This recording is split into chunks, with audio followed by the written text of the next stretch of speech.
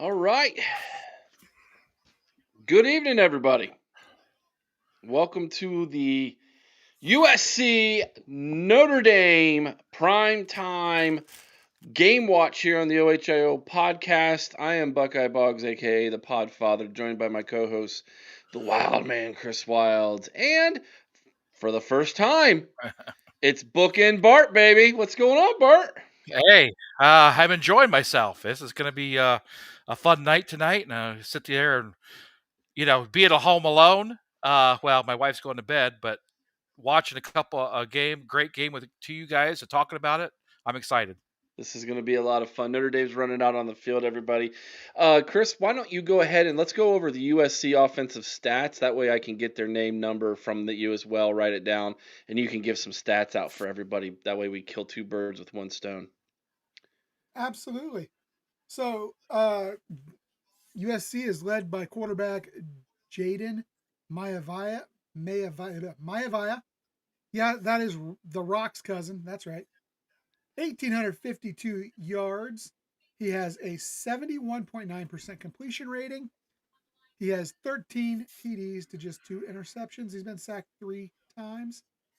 Jaden is coming in wearing the number 14 today. Then we have running back Waymond Jordan, number 2. Waymond Jordan is the team's leading rusher, 88 carries, 576 yards. Has a long run of 40 yards. He's averaging 6.5 per carry, 5 touchdowns on the season. I'm not sure if Jordan is playing tonight or not. He was hurt last week against Michigan. Their leading rusher last week was King Miller. King Miller comes in with 29 carries, 310 yards. He is averaging 10.7 yards per carry. Yeah. Very explosive young man. 75 yards is his long. 3 touchdowns. I believe Michigan got a first-hand look at all 3 of those, if I'm not mistaken. Yes, they did. What's his number? Do you have it? Absolutely. Mr. Miller comes in wearing the number 30. Tight end, and this is a good one, guys, to keep an eye on. That's one Lake McCree. Very talented young man. He was first there, I believe, when Chip Kelly was there still, was he not? At USC or at UCLA? Or UCLA. No, I'm thinking UCLA. Forget it. Yeah. I'm sorry. Yep, wrong guy. But that's okay. Lake McCree's still a very talented young man. He is a danger to go down the seam. He does have some speed. McCree comes in with third on the team in receptions with 14 receptions, 289 yards. Does have a 64 for his long. He comes in with a touchdown. The leading wide receiver is Makai Lemon, and he is one to watch out for, guys. 44 catches, 682 yards, averaging 15.5 per, 6 touchdowns on the season. Mr. Lemon comes in wearing the number 6 tonight. So those are your offensive leaders for the Trojans. All right, keep those rosters available, Chris, as we go through here tonight. We're going to try to do a better job at. A lot of people ask, "What in the world are we doing on Friday nights?" And we're having fun on Friday nights. Friday night is just like a fun hangout. We don't even really pay attention to the game. We do a little bit, laugh, carry on. That's what ended up happening last Saturday night. I'll try to do a better job of actually calling the action for all of you, for those who don't actually aren't able to watch the game. That way you can get a play-by-play for everybody. Notre Dame comes into this football game, I believe, at 4-2 after losing their first 2. I believe they're on a 4-game win streak, or if I'm not mistaken. Against guys who should be bagging groceries. USC is 5-1 on the season. Their lone loss coming in double overtime in Champaign, Illinois, against the Fighting Illini. They're coming off a big win last week at home over the Wolverines. Looks like Notre Dame will be kicking off here. Tanuk Hines, number 16, he's back to return. He's had 1 return this season for 16 yards. And we are underway. Kick is up. And it looks like it's going to go through the back of the end zone. Touchback. USC starts with the football on the 25-yard line to kick this game off. Bart, what are some of the things you're going to be looking for in this game? Well, I watched that USC Michigan game, and Michigan. I mean, USC was just balanced. If they can get the run game going like they did, it'll open up their pass. But Notre Dame's got a heck of a defensive line, so that's going to be the key. I think if USC could run the ball, they're going to have a good chance to stay in this game and possibly win. Maivia back in the shotgun. He sends Lake in motion. Snap is back. They're going to hand it off. Up the middle goes King. He's got nothing. No gain on the first carry by King Miller. Tackle there at the line of scrimmage by Notre Dame. It'll be 2nd and 10. Chris, what are you going to be looking for tonight? I'm going to be making sure Marcus Freeman has 11 guys on the field at all times.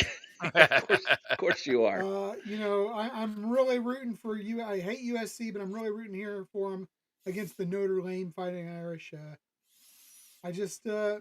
Eric, I can't get behind these guys. I just can't. Well, your hatred runs through you. That's They gonna look be like they were in a offsides, hurry. Eric. Oh, we've got a false start. It looks like Notre Dame may have jumped the gun there on the end and caused the tackle to move.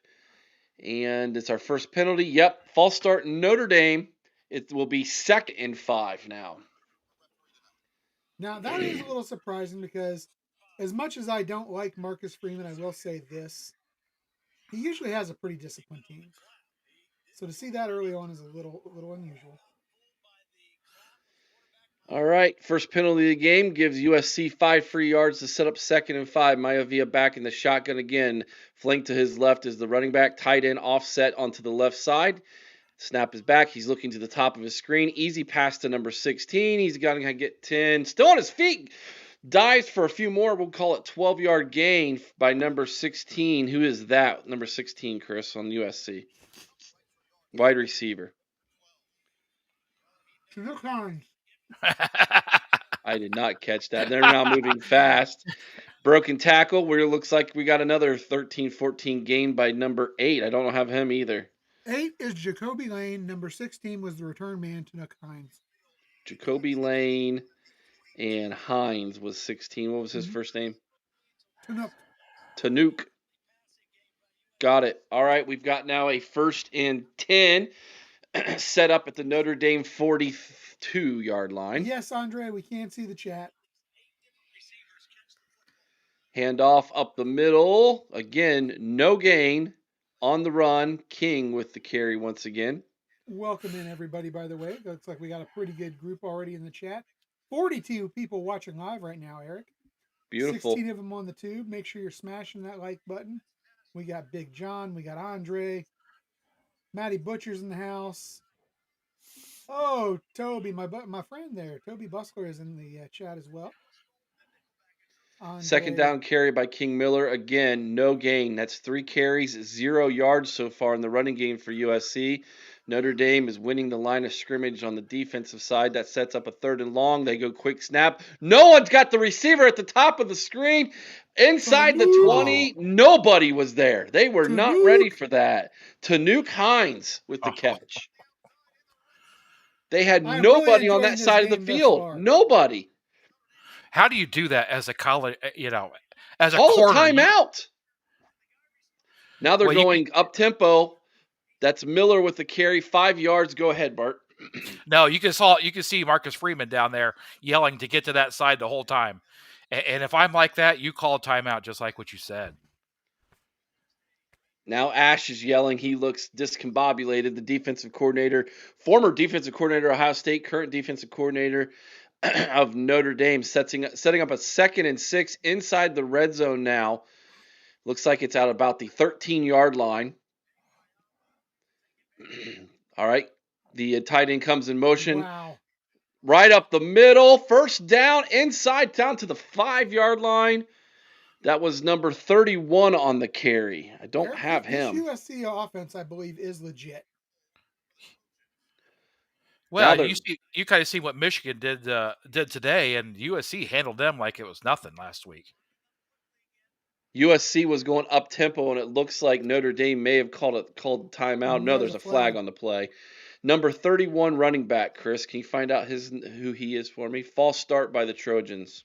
Number 31, I do not have on my depth chart there. Oh, okay. We'll have to try to figure out who that was. 21. 21? Who's that? 21 is Brian Jackson, the sophomore. Brian Jackson. All right, yeah, Yeah. that's what it is. I see it now.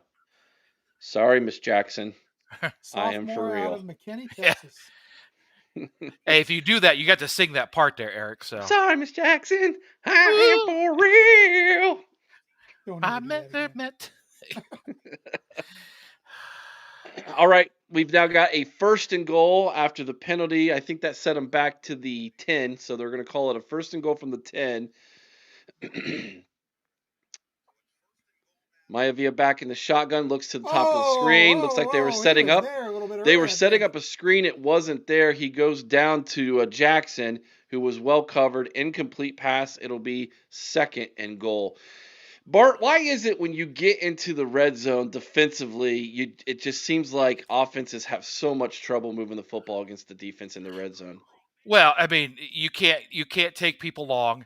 The safeties can come up because they don't have to cover that Pac-2 zones, so you can bring those people so much closer. And there just isn't a lot of room for those guys to run and get open. And Maivia takes the snap. He's going to the top of the end zone. That's a catch. Did he get both feet down? They're calling it a touchdown. Tied in number 87. Is that Lake? That's Or Lake McCree. Lake McCree with the touchdown. USC drives right down the field, goes up over top of the safety. Did he get a foot down? Yes, that's a touchdown, ladies and gentlemen. The Trojans on the board, 6-0. Extra point to come. Big John, and I mentioned it earlier. For those who don't know, the quarterback for USC is the cousin of The Rock, Dwayne Johnson. For all of our wrestling fanatics that like to hang out in here with us. They are reviewing this touchdown. They're all signaling touchdown on the USC sideline. He got that right foot down. That's not a left foot. That's a no-brainer. That's a touchdown. Left foot was down. Yeah, if you guys are watching, as just what Corey said, Arizona State just took the lead with 34 seconds to go to take down Texas Tech. They're up to 26-22 right now. Snap down, hold, kick is up, and good. 7-0 lead. 11:09 to go in the first quarter by the USC Trojans. Chris, during our commercial breaks, if you want to run the chat for me and kind of read some of the chats, throw them on the screen. Absolutely. That would be fantastic for me. Bart, we'll start with you here before Chris throws some of these comments up. The start by USC, are you a little surprised by this? Well, the start, usually as a coach, you have the first 20 plays or so scripted out, and for some reason they work, and then they go away from them. But I'm not really that surprised. They come in there and they were ready to play. Hey, if you're a coach, that's a great start you want. Yeah. Go ahead, Chris. Take over with we got Andre in the chat, and he just wants to say how great it is to see us again. Yeah, Andre, great game watch over on our Patreon channel just a little bit ago, as we saw Ohio State win 34-0 over Wisconsin. Is it going to be Luke Fickell's last game? Possibly. Big John loves Friday nights. Yeah, we love doing the Friday night stuff. Friday night's just a lot of fun. That's all it's about, is fun on Friday nights. We take Saturdays a little more seriously. Matty Butcher, all the way from over in Australia. Morning, fellas. Good morning to you, Matty Butcher. Hope you enjoyed that Ohio State game a little bit ago. Notre Dame is correct. That's right. Andre, I know Andre always has my back here, Eric. Even when you guys want to give love to Notre Dame, Andre's got my back. Thank you, Andre. Oh, let's see. Yeah, Andre, we were able to see the chat. Let's see here. Corey couldn't get his chat to work on his laptop. Okay, let's see here. Texas Tech going down, as Corey said. And I'm going to pull up a quick run of the college football scores. Oh, from earlier. So, Andre wanted to know if we're going to discuss that Ohio State win at all. And, I'm all for it. It was a great win. I love to see the fact that we preserved the shutout. even when the second team got in. Um, but are you guys scared at all about the inefficiency of our running game? Uh, yeah, I am. We knew coming into that game, Wisconsin was really good on the defensive line, but we're a high state. If you can't run against Wisconsin, that makes us one dimensional. And we go into the playoffs, or, yeah, I hate to say this now, but Indiana, possibly in the Big Ten championship game, it makes you one dimensional, and those teams hardly ever win. Four games in a row do we have to. Eric, your thoughts? Yeah, USC get ready to kick off here. I'll give you my thoughts in just a quick second after he kicks us through the end zone, more than likely, driving it way over the receiver's head. And yes, I'm very concerned. Although I'm interested to see if Josh Padilla, can win the right guard starting position this week, and if that would have a difference moving forward for this team. Because obviously, I think Tegra Shabola is a liability on this offense. He just is. So we'll see if that has anything to do with it. But yes, I'm very concerned about it. And All right, now's the time to make the move. So first time to see CJ Carr now. He is back in the shotgun, flanked to his left by Jeremiah Love. Receiver goes in motion, setting two receivers down at the bottom of the screen. He looks bottom, he goes back to the top. Over the middle, that ball is tipped, almost intercepted. USC almost had the first big break of the game. Bryson Shaw would have had that. Bryson Shaw wouldn't have even been in the vicinity to get that. Let's be honest. That ball went right through the hands of number 9, Eli Roden. Well, I think we're a little used to Jeremiah Smith or Carnell Tate making those catches all the time, and we're kind of surprised when the other teams don't. 2nd and 10, ball on the 25. Handoff to Love. Big hole over the left side, down to the 40. He's to midfield. He's breaking it down to the 40, 35, 30, 25, 20, and hauled down inside the red zone all the way down to the 13-yard line. Notre Dame, big run by Heisman hopeful Jeremiah Love. This is a game, Eric. It may come down to who has the ball last, because neither one of these defenses is great. That cornerback was following the receiver and had no idea that Notre Dame was running the football. We have a 1st and goal, ball set up at the 12-yard line. CJ Carr still back in a shotgun. Love flanked to his right. They bring a tight end in on that right-hand side. He's scrolling out to the right, and wide open and missing him was number 2. Don't know who number 2 is, but he missed him. Yeah, I hate to say this, Eric, Number but that 2 last is Will Pauling. If you remember him, he was a transfer from Wisconsin. Yeah. Oh, yes. Okay, go ahead, Bart. No, that last run, I'm pretty sure you could have ran through that hole. Now, you probably wouldn't have made it 60 yards, but they had a pretty freaking big hole there, so. No, I would not have made it 60 yards. I would have been on the ground after about... Maybe 5 yards. Let's just say that, okay? There we go. 2nd and 10 from the 12. There was a little bit of movement there on the offensive line. They didn't get it. Love breaking tackles. He's in the end zone. We are going to be tied up. We're not even 5 minutes into this thing, and there's been more scoring in this game than what we saw all of last night in the first half from Minnesota, Nebraska. Is that the game you guys did last night, Eric? Yeah, we were hanging out and on the Discord watching the Minnesota-Nebraska game. Then we flipped over after halftime because we were bored out of our gourds, and we watched the ending of the Miami Louisville game, which was a good decision. Jeremiah Love with a massive, massive first possession for the Golden Domers. Extra point away from tying this thing up. Snap, hold, kick is up. And it's 7-all, ladies and gentlemen. Big answer there by Notre Dame. Chris, your thoughts on Notre Dame's answer? The Four Horsemen is right here in the chat, Eric. Defense is not an option for either one of these teams. They're god awful. I'm serious. These defenses are hideous. I think it comes down to who has the ball last. I really do. Well, let me ask you this question, Bart. USC, very physical game against Michigan a week ago.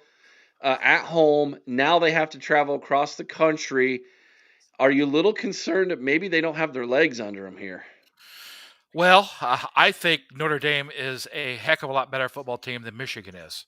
So, I think a little bit has to do that, but this is not the Michigan offense. This is not Bryce Underwood and, um, their running back for Michigan. Haynes got hurt last week, but Jeremiah Love's so much better than anything they faced last week. Yeah. Um, Marshall, the running back from Ohio who went to Michigan, who played the majority of today's game, he's good, but he's not Haynes at all, and he's definitely not Jeremiah Love. Jeremiah Love is a absolute stud. He is he's probably in my opinion going to be the first running back off the board in the NFL draft so far from what I've seen. Apparently, defense is not an option in Oregon for Rutgers either, because they were down 35-3 in the second quarter. Hey, Chris, let me ask you a question here. Yes, what sir. is your hate for Notre Dame? Where does that come from? Or where does let me clarify. Yeah. My hate is not for Notre Dame. My hate has never been for Notre Dame. I've actually gone to games at Notre Dame. I enjoy Notre Dame. I think it's a beautiful campus. The fans are great. I do not like Marcus Freeman. And why I cannot not? respect Marcus Freeman because of the comments that he came out and made when he got the Notre Dame job. When he basically bashed Ohio State and said that coming here was the worst mistake of his life.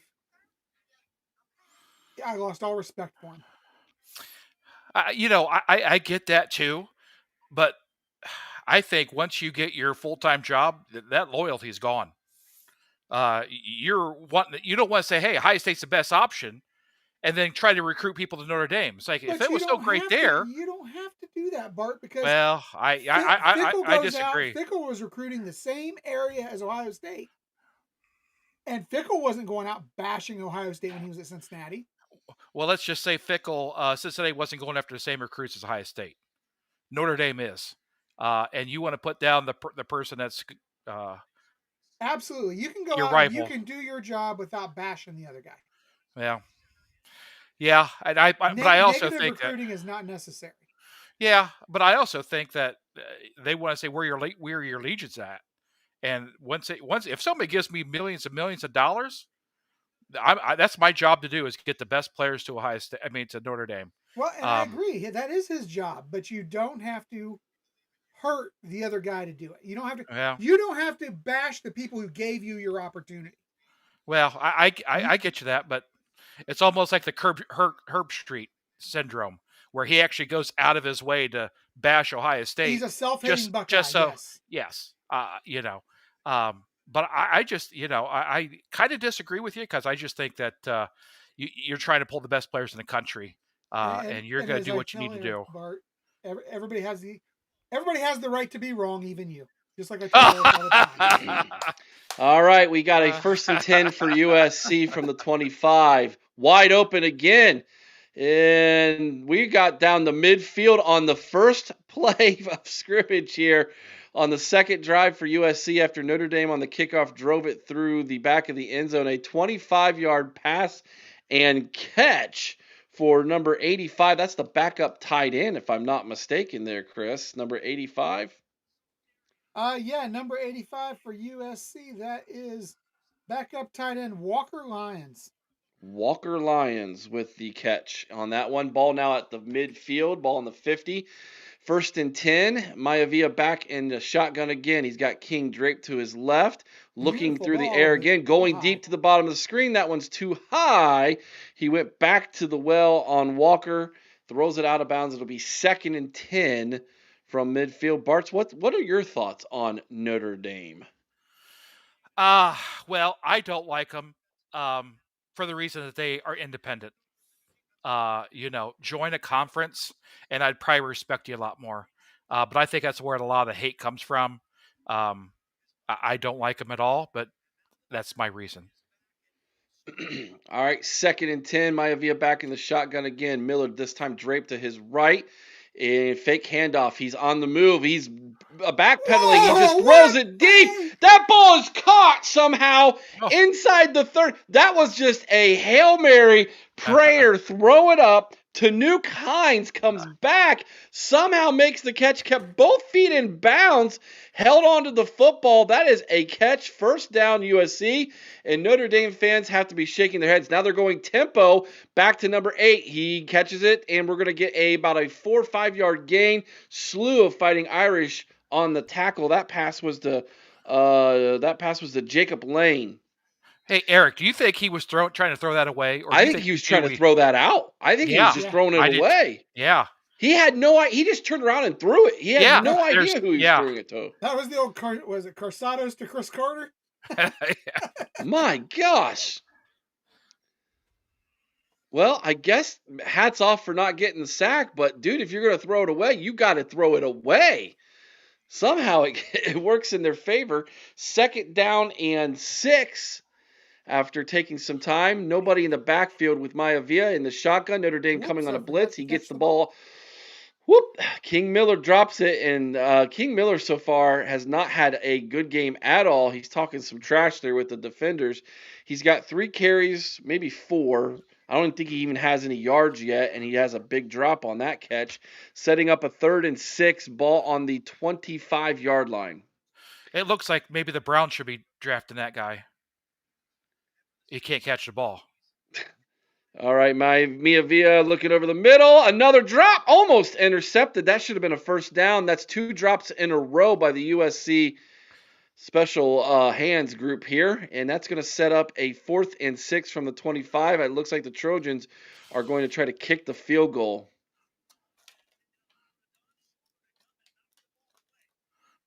There's no right excuse in for the that. hands. Right in the hands. No excuse for that. Ooh, this is going to be a deep one here. What is this? 42 yards? Is this in Jaden Fielding territory, Eric? No, this is not Jaden Fielding territory. It's not within the 20. Ball set up on the left hash. There's the hold. The kick is up. That is right down the middle with about 10 yards to spare. Easy. Can we get this kid to jump in the portal? USC 10. Notre Dame 7. The kicker, number 48 for USC. Who is that guy? That is one Ryan Sayeri. Ryan Sayeri. He is a redshirt freshman out of West Hills, California, at Chaminade High School. Chaminade. Hey, let me ask you guys, why do you think Ohio State has such a problem getting kickers or punters? Why wouldn't you go out to the Max of the world or whatever and get the best kicker in a portal? Well, didn't we 2 years ago from Miami of Ohio? And he's not even playing. He's on the roster. Which that's a problem for me, Eric. Why don't we have him at least have him attempt those longer field goals? We know it's not in Jaden Fielding's range. I don't know. You see all these other, even FCS schools, they're 55 yards out and they're just getting their kicker. Now, they're not 100% accurate, but it just doesn't seem like Ohio State should be getting the best of the portal, especially a kicker, because where else are you going to get better kicking opportunities and better opportunities, I guess, than Ohio State? It's a good question. Chris, read this comment from Big John. It's a great comment. I like this one a lot. People complaining about a shutout victory and less than 150 total yards. 150 total rushing yards, right? No, it was 150. It was he's talking about the Ohio State game earlier. Oh, yeah. Wisconsin had less than 150, yes. And we're at one point, I didn't get to see complaining. the final stats because of the fact that ESPN froze up on me. But the final stats, let's see here. Yeah, they ended up total yards at 144. At one point, towards the end of the third quarter, they had actually had -3 yards for the quarter. Well into the third. Yeah, I think it was a stat you pointed out, Chris, where they had 69 and then actually in the third quarter. Yeah. Yeah, but I mean, I don't know how you complain when you have almost 500 yards of offense to their 144. You pitch a shutout. Rushing yards, granted, Ohio State was not good, but they did get up to 98 total rushing yards. And that short passing game was just as good as a running game. Yeah. So I've got on my screen here in my office 4 other games going on as we speak. Alabama's up 7-0 over Tennessee, and Robert Griffin III, who's calling the BYU Utah game, Who I can't stand, looks by the way. like I don't know I don't know what he's Is he wearing wearing. that stupid cowboy hat Yeah, again? yes. Look, but I got BYU on my list for a bucket list of a game I have to go watch at BYU. That What? is the most You want to go out to beautiful Utah? scene, man, with the mountains Yeah. beyond. Gosh, that looks beautiful in Provo. You I know, gotta go there. the other place that looks awesome is Washington. Oh That was yes, yeah, surprising. Seattle. That was, oh my gosh, that looked awesome out there. Hey, I don't think I, we got a troll showed up. The Oh, the trolls. CFB games. Yeah, that shows up weekly when we're in here. All right, no one click on that. That's a scam, and it's probably a uh, Trojan horse that'll destroy your computer. Don't click on that. All right, back to the game now, where Notre Dame, after USC kicks it through the end zone once again, no return. Notre Dame takes the field for their second possession, ball on the 25-yard line. At this point, I feel like you just keep handing it off to Jeremiah Love. Till they stop it. I mean, yeah. Guys, I want to Carr say puts his thank you man to the in 28 motion. people who are watching us on YouTube. Hands it off to Love. It's a fake. He's now rolling to his right. Hits number 6. Got the catch there. That's Jordan Faison. Faison with What's the with catch, punching the ball when he's on the ground? just in case he causes a fumble. We've got now a 2nd and 1. We'll call it a 9-yard catch. Jeremiah Love this season, 116 carries, 605 yards on the season. Speaking of Love, there he is. He's got 3 and a first down on a 2nd and short. And wait a minute, USC saying he fumbled. USC says he's fumbled, and the refs aren't believing them. They're saying he was down. It'll be a 1st and 10 Notre Dame. Let's get a replay here. USC trying to, they might have to call timeout. Call the timeout. yeah. They're not getting it. Notre Dame's trying to rush it. I believe he fumbled. They're going to get a playoff. There's the snap. Love in the backfield goes down. That's a loss of 2 or 3. Still haven't seen a replay if that was a fumble or not. Here it comes. Well, of course not, because it's on NBC. Let's see. He's down. Oh, it wasn't even close. Oh, well, wait a minute. That was the last play. That was the play they just had, though. Yeah, they didn't show the fumble. They're not going to show the fumble because it's NBC and they can't make Notre Dame look bad. Oh, gotcha. 2nd and 12. Love a flank to the left of Carr. He takes the snap. He looks right at Love. This was a pass to Love the entire time. Big hit out of bounds after a 5-yard catch and run. That'll set up a 3rd down, and we'll call it, looks like 6, 5. Actually got quite a bit there. You got 7 on that. 3rd and 5 now. The USC defenders really jarring with Love here. You know, I really hate that rule of calling a timeout.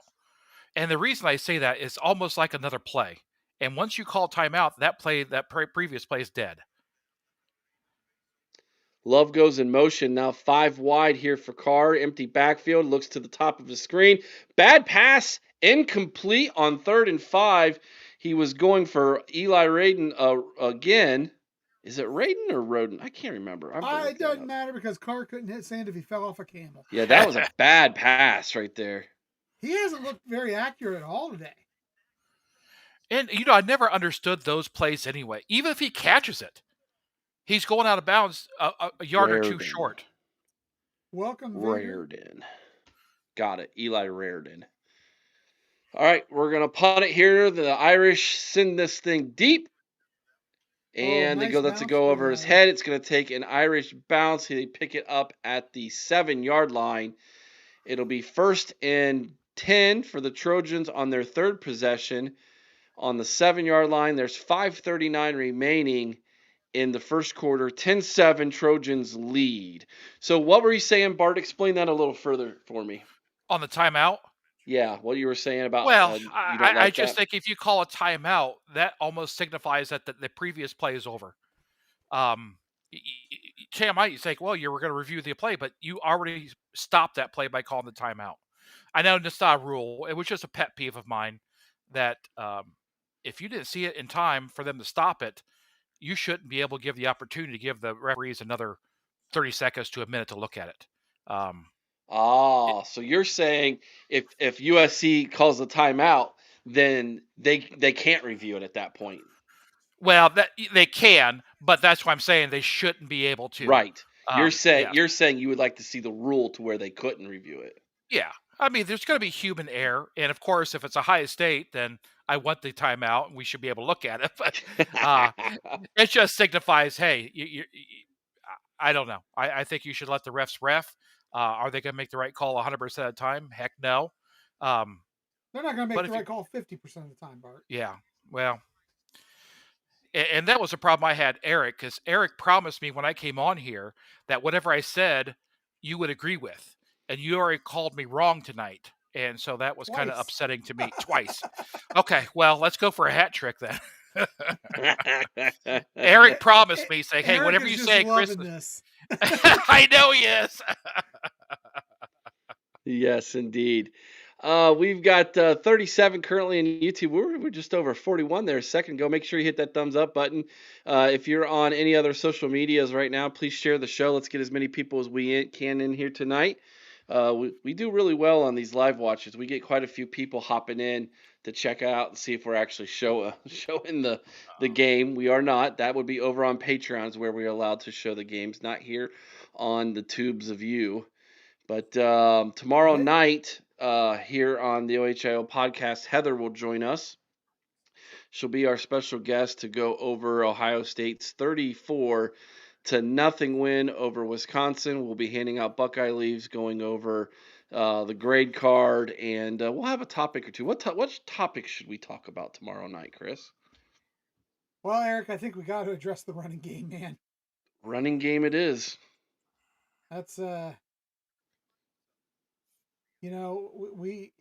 Ryan Day needs to figure out a way to, whether it's the short pass or whatever, to kind of subsidize the running game a little bit until we can get it going.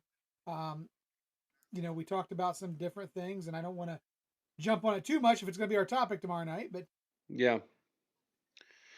Hey, let All me ask right. you, Eric, are you a little disappointed that I'll wait till this play's over?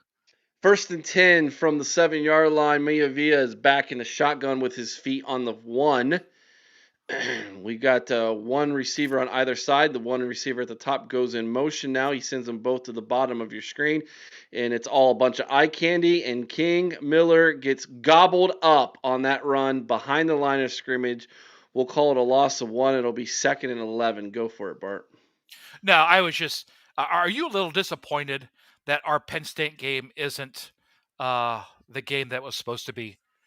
You get up for the big games, and now it's no James Franklin, no Drew Aller. We should win going away pretty easy. Let's see how they are tonight first. Let's see how they do in Iowa City before I answer that. We're going to hand it off. Big run up the middle. King's going to get 6-7 yards, setting up a 3rd and 5. I want to see how they react tonight. I want to see how this football team reacts in Iowa City, in Kinnick. Kinnick is a tough place to play at night.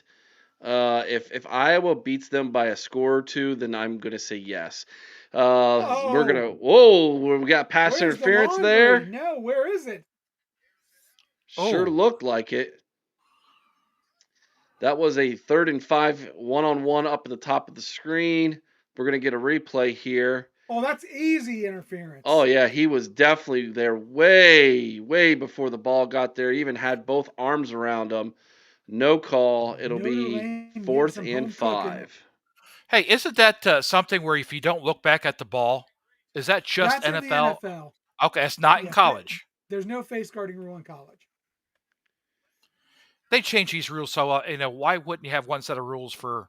Why would you have something for the NFL and not for college? Look at that punt, boys. That's a nice punt. That was 70 yards in the air. That was flipping the field from deep in your own end. Yeah. Is that guy's name McGuire at all or not? Yeah. Who's McGuire? Never heard of him. You always hear about this great punter that we have, that the Australian guy that McCarty. could just boom it, and it's like Well, they're both he's got Australian. to be really really slow on his delivery for not to even be able to punt in a game that's doesn't Sounds like he's very inaccurate. It's what we've been told. it's either all or nothing. Yeah. 1st and 10 for the Irish. Ball on the 29-yard line after the field flip there by the punt from USC. Carr gets a snap, looks at the top of the screen, wide open is number 6. He's making a move, give him 8 yards after he tried to shake the defenders. Jordan Faison with another catch. 8 yards. Notre Dame going tempo again here, boys. 3 receivers to the right of Carr, including the running back. Oh, ran right into him. Oh, man, he walked right into that sack. He spun around, felt the pressure from the right, spun right around, right into the waiting arms of a USC Trojan defender, number 1. I think that's the defensive end who had a good game against Michigan, too. I mean, just right into his opening arms. Like, would you like to dance? I'm here for you, my love. Yeah, that was My Cameron Fountain goodness. who turned right into the defensive end, sophomore. Big loss, setting up a 3rd and 11, and they were at 2nd and 2 after that. That's a loss of 9. Now 4 wide. Carr needs to find somebody. He's going to swing it down to the running back out of the backfield, breaking 2 tackles. Still a yard short is Price. Price with that out of the backfield. That's going to be a 4th and 1. Marcus Freeman is going to punt it. Is he playing scared, Chris? I think honestly, I think it's the right move. You're inside your own 40. This is still a close game, but you don't want to set USC up in a situation where you basically have them 10 yards out of field goal range right off the kick. All right. Notre Dame with the punt from the 38-yard line. This is going inside the 20. Ball is caught at about the 15 or 16-yard line. The official's going to put it down at the 15, and that is where USC will start. Go for it, Bart. No, I was going to say Trent in the chat said it's punter envy, and aren't we a lucky fan to say, hey, our worst thing in our right now in our game is punter, and we have punter envy. That's a great thing to say. We shouldn't have to say it, but we do. Well, it's like I've been saying, as I said all week long, it's first world problems, right? Yeah. When you're like, the worst thing that we can argue about right now is our punting game. Although I would say the second thing now is going to be our running game. You'll hear about that all week long. Penn State goes up 7-3 early. Nice. Now, I think when there was a commenter that said complaining about 150 yards in a shutout, I think when you stop wanting to improve, then you're done.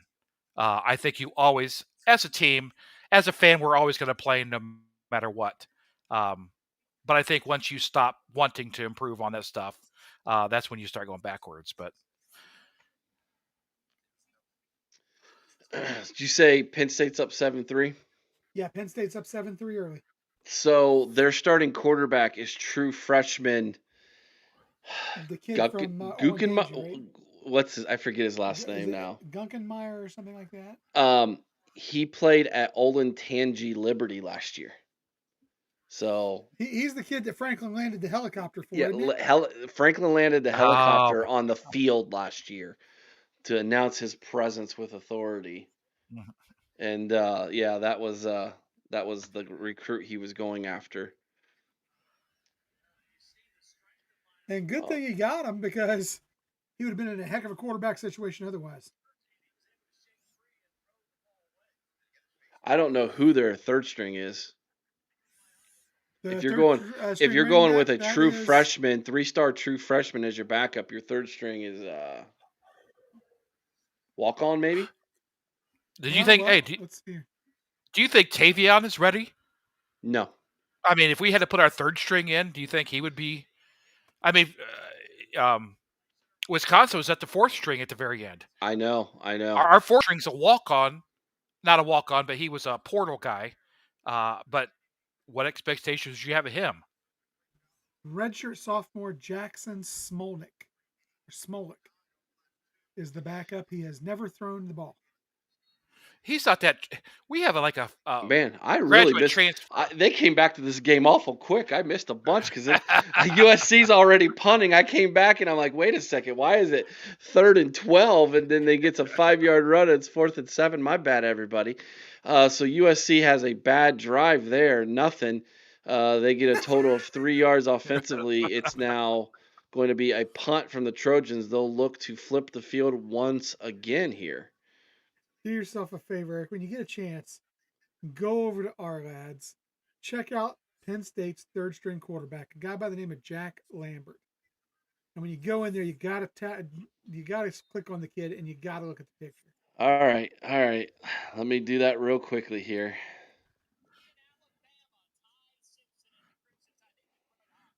So, quarterback Jack Lambert. Nice hair, bro. Looks like he got that done got it blow dried at the local Great Clips. All right, 1st and 10 from the 37-yard line. There goes no, that's not Low. That's Price, isn't it? Price over midfield, and he's still trucking. Notre Dame right now is winning the line of scrimmage from the offensive line, man. They're setting up some big holes. Hey, Chris, I went over looked at that picture. It's like, we have punter envy. I have hair envy on that one there. So. Yeah. Well, you and me both. Yeah. 1st and 10 from the 31. Notre Dame in USC territory after one carry. They go right back to Price again. Give him. Oh, he's still breaking tackles. Give him 8 more. Uh-oh. The first drive was Love's. Looks like the third drive is Price's here. Notre Dame got the keys out, ladies and gentlemen. And you can always tell who's going to have, if you dominate the offensive line or defensive line, 80% of the time that's going to dictate the game. And right now, Notre Dame's kicking their butt up front. Texas A&M's in a game, guys. Arkansas is only down by a field goal in the fourth quarter. 2nd and 2, ball on the 23-yard line. That's the end of the first quarter. They let the clock run out. USC wins the first quarter 10-7, but Notre Dame is threatening here inside USC's territory here to start the second quarter. They're going to flip sides of the field after NBC gets their money from a commercial break. Chris, why don't you give us some scores while you're at it, huh? Absolutely. I just talked about it. Texas A&M. They're up 38-35 on Arkansas. That's got 11:30 left in the fourth quarter. You head out to Oregon. Oregon is just dismantling Rutgers. As they go to the half, it is 42-3 Oregon. Jeez. That's an angry Oregon team. Actually, I believe that is in Piscataway. It is. Virginia down 17-7 to 3-3 Washington State. The remnants of the Pac-12 live on.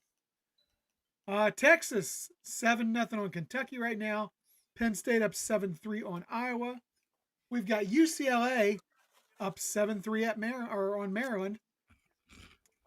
Hawaii is beating Colorado State 14-7. Tennessee, Alabama, another big one. Alabama is up 7-0, and they have the ball back at the end of the first quarter. Utah's driving on BYU midway through the first quarter. No score yet in that one. The Utes do have the ball. It looks like inside BYU red zone. Cincinnati is up 7-0 on Oklahoma State right now. Cincinnati's a good football team this year. They are. Of course, earlier today, number 1 Ohio State, 34-0 winners over Wisconsin. Number 3 Indiana, soon to be number 2, up 38 or wins 38-13 against Sparty. Number 5, the latest victim, as they fall to number 9. Ole Miss falls to number 9 Georgia, 43-35. Number 7 also goes down from the the ranks of the unbeaten as Texas Tech falls 26-22 to Arizona State. Vanderbilt knocks off number 10 LSU 31-24. Georgia Tech looking to be a top 10 team, it looks like, after this week. 27-18 over Duke. They are now 7-0, 4-0 in the ACC, and control their own destiny in that conference. Oklahoma bounces back from that loss to Texas with a 26-7 win over South Carolina. Memphis, number 22 Memphis, falls to UAB 31-24. Of course, the Scum Loserines win 24-7 over Washington. And I watched that game, Eric, and they are a team that is improving. I'm telling you now. I don't like to admit it, but they are a team that's improving. Underwood did not look bad today. Goes 21-27 for 230, 2 touchdowns. He looked fairly sharp, although at times he looked really awful as well. Utah had a 4th and 1 on the 12-yard line. Instead of kicking the field goal, they went for it, and BYU tackled them at the line of scrimmage. And BYU gets the football, still 0-0 in that one. Auburn's up 7-0 on Missouri at home. I don't know if you gave that score yet or not. A little bit of a hangover there by Missouri, it looks like. All right, 2nd and 2. Notre Dame comes back out on the field, led by redshirt freshman C.J. Carr. They are already in field goal range. Can they get a first down here and keep the drive alive? Maybe get into the red zone here.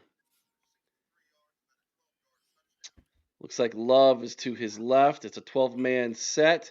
Handoff to Love. He jukes, gets across the 20 inside the red zone, gets a first down, loses his helmet, signals first down to let everybody know that he knows, that they know that he knows he got a first down. They sent that tight end across the line of scrimmage there to get an extra blocker on the right side, and that was just easy money. He also lost his beanie on that one. My goodness, what are we going to do? You lost your bonnet, baby! 1st and 10 from the 11. Price in, and now Price is breaking away. He's going to the corner.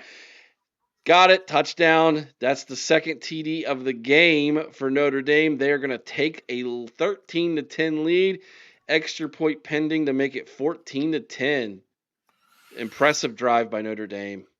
USC is just going to have to keep on scoring because they're not going to be stopping Notre Dame tonight. They've got a massive advantage up front. Yeah, they do. And, I thought it might actually not be this way with Notre Dame's starting center went down, correct? Yes. They lost one of their starting linemen. I think it was the center. And they lost was it a defensive back as well?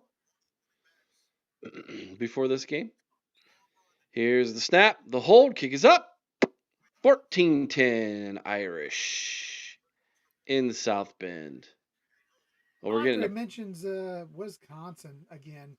They could be looking. He's right at down the barrel of a 3rd straight shutout loss because they have to go to Oregon next week. Ugh. Wisconsin has the worst schedule, and I talked about this on the call-in show this morning. Their last 6 games, absolutely brutal. They had Ohio State today. They've got Oregon on there. They've got Indiana the week after that. They still have to play. I remember they wrap up with Minnesota. It's awful. It's 6 games, all against legitimate bowl teams, and a couple of them against legitimate playoff teams. This is just it's brutal. I feel really bad for Luke Fickell right now. Well, he might be back with Ohio State. Kick is in the air, is driving back. Fair catch called by the receiver from USC with about a foot inside the end zone. Bring it back out to the 25-yard line. Notre Dame fans are having a good time. Someone just threw a beer can at the camera. That was funny. About hit it, too. It's one of those... Yeah, you say you feel bad about these coaches, but you feel bad about James Franklin, but you find out how much they owe him through the rest of his contracts. Like, That's not too bad of a gig there. So if Luke No, it's does get not. fired, I'm sure there's some money coming to him. Not James Franklin money, but there's still quite a bit of money coming to him. Did you hear the thing with 26 James million to Franklin? be exact. How But much? 26. did you hear he is required to look for work as part of his contract? He is required to look for work in coaching or broadcasting, and his buyout gets offset by whatever Yes, his salary is. I did see that. Yes. Man in motion. Oh boy, this is going to be a screen, and boy, sniffed out by number 15 from Notre Dame. We'll give him 1 yard on that screen play. I thought that was going to be a big time play. The entire line was just let through there. Maivia got the pass off, but the blocking Is downfield wasn't great. isn't that your favorite play, the wide receiver screen, Eric? No, that's Yeah, Corey's favorite play. yeah. That's a That's correct. fumble, ladies and gentlemen. That's I a think fumble, USC let it and USC covers it up, it looks like. Oh man, Maivia got crushed on that. They went up tempo. The defensive line came through again. It almost looked like the offensive line thought that this was a screenplay the way they let that line through. Ball came out at the end of the play. Looks like USC was able to recover. Holding And USC. oh no, Notre Dame. That's a holding Notre on Dame Notre did. Dame. Holding on Notre Automatic Dame. first down. Marcus Freeman looks confused. No surprise. Well, that's holding, all right. That was not When you holding. That was When tackling. you tackle the receiver, that's What'd you say? he was. Yes, Oh, please do. At halftime. I'm picking up that. So I also think his knee was down before that ball came out. close, yeah. All right, first and 10 from the 31 now for the Trojans after the penalty. Man goes in motion, running back to the right of Maivia. He's going to stop, look over at the sideline. They're changing the play here now. That's King to the left. 3 receivers to the bottom of your screen. He's going to look that way, slant, wide open, broken tackle, cross midfield to the 45, 40, 38-yard line, 37 before he's driven out of bounds. Nice catch right there by Makai Lemon. they need those big plays like that. If they would have had to punt there or lost that fumble, and Notre Dame would have scored again, it would have been a hard climb back. Yeah, big answer. One time the prophet said it's better to be lucky than good. That's what a penalty will do for you. Isn't that how we got married, Eric? Yes. Yes. We weren't definitely good. We were lucky. There it is. And we're going deep here on first down. Is that ball intercepted? That was No. a dangerous pass. It was almost intercepted, almost caught before dropped. He went deep down the right sideline. Man, that thing went through both of those guys' hands. We did the same thing today, but we threw it to Cardinal Tate, and he caught it. So correct. He had how him good a is he? game. How good has he been lately, though? Honestly, I mean, he's been. I'm just as good as Jeremiah Smith. Good is what he's been. 5 receivers now. Nope. They bring King back to the backfield in motion. Now they're going to take the tight end in motion. Oh. That was a false start. The refs missed it. Big hole up the middle for King Miller. That's 10 yards and a first down. That's the second false start that the refs have missed. One on each. Yeah, that tight end moved early. Number 87. Watch this. I'm pretty sure he moved early. Oh yeah.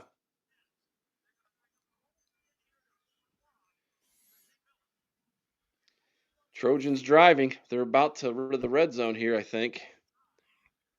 First and 10, ball on the 26.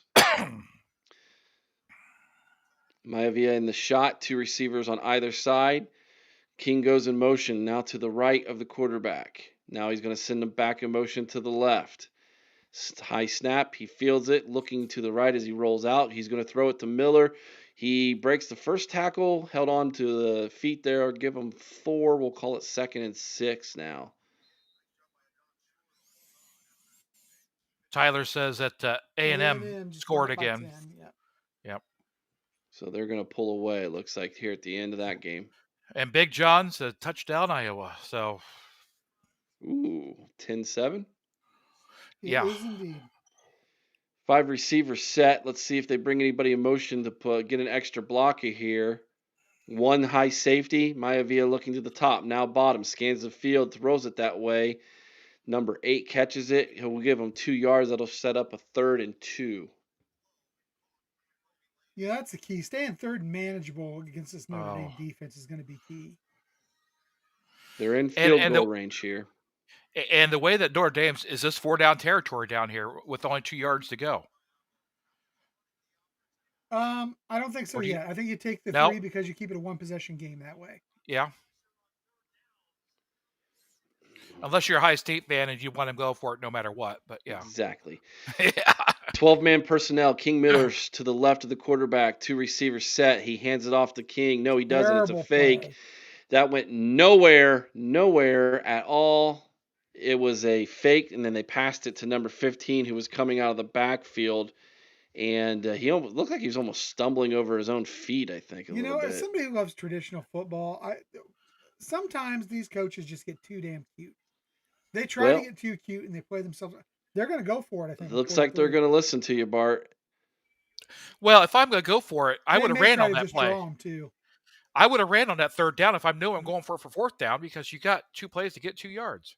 That was And terrible. guess what? They should That was have. That terrible. ball's incomplete. And they went to the tight end out of the backfield. Notre Dame read that like a book. They get no points out of this drive after getting this thing almost down to the red zone. USC comes away That with was a bad call. nothing. That was not a good call at all. No, they should have taken the 3. Then if Notre Dame scores a touchdown, you still are a one possession game with a 2-point conversion.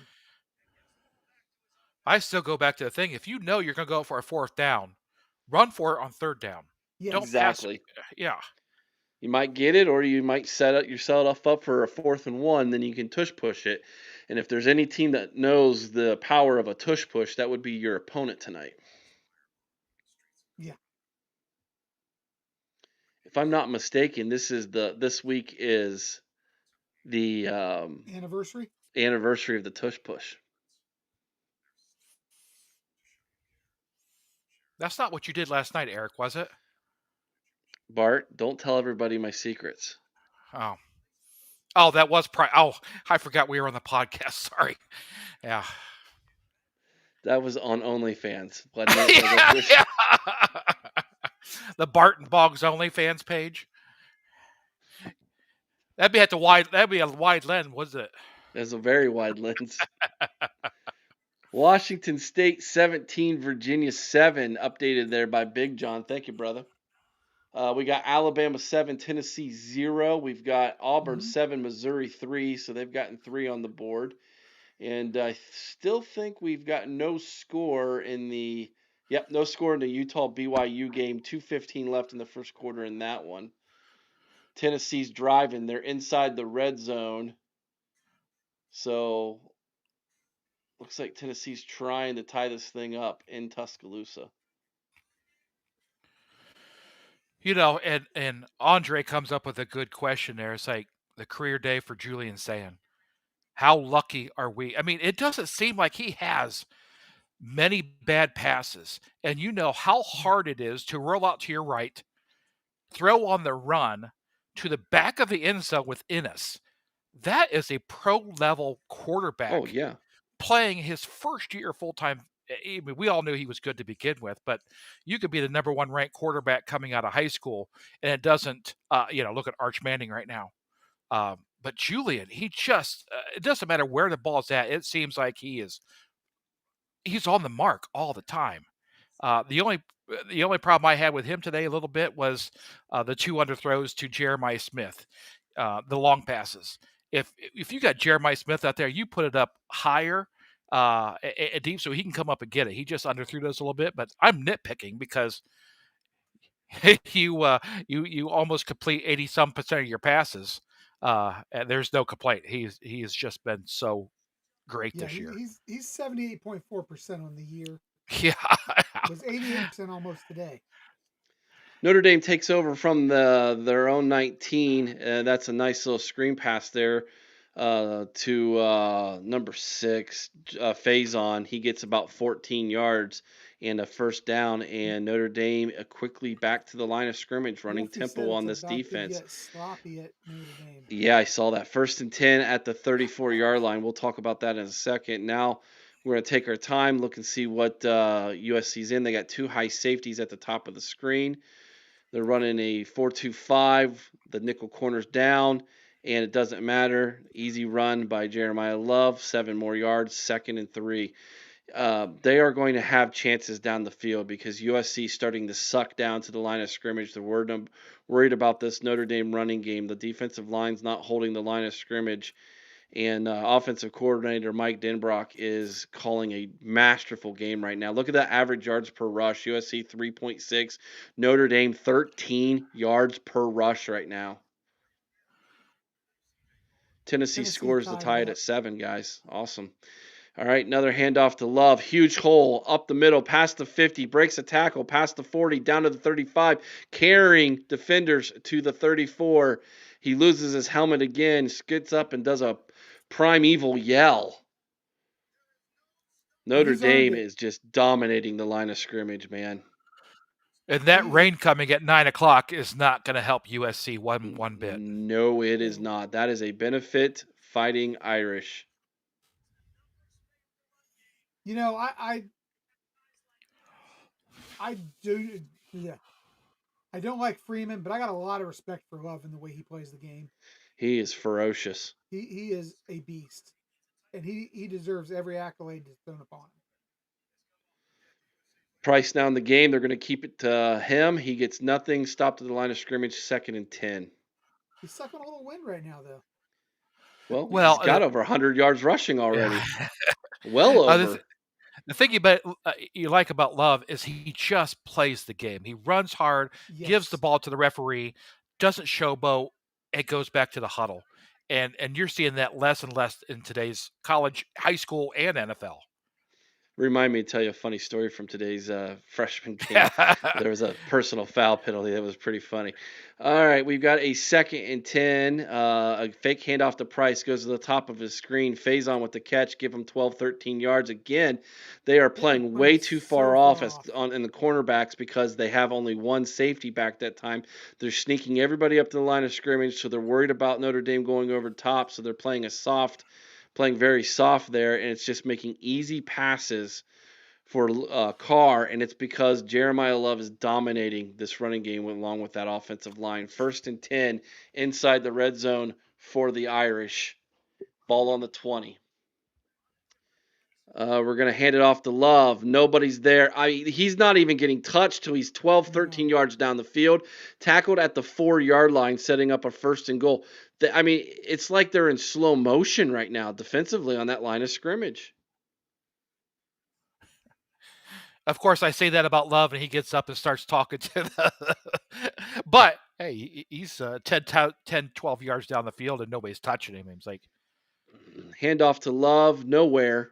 Maybe a half a yard, second and goal. So let me ask you this, Eric. Was it your boy who threw 3 touctouchdowns today? My stepson.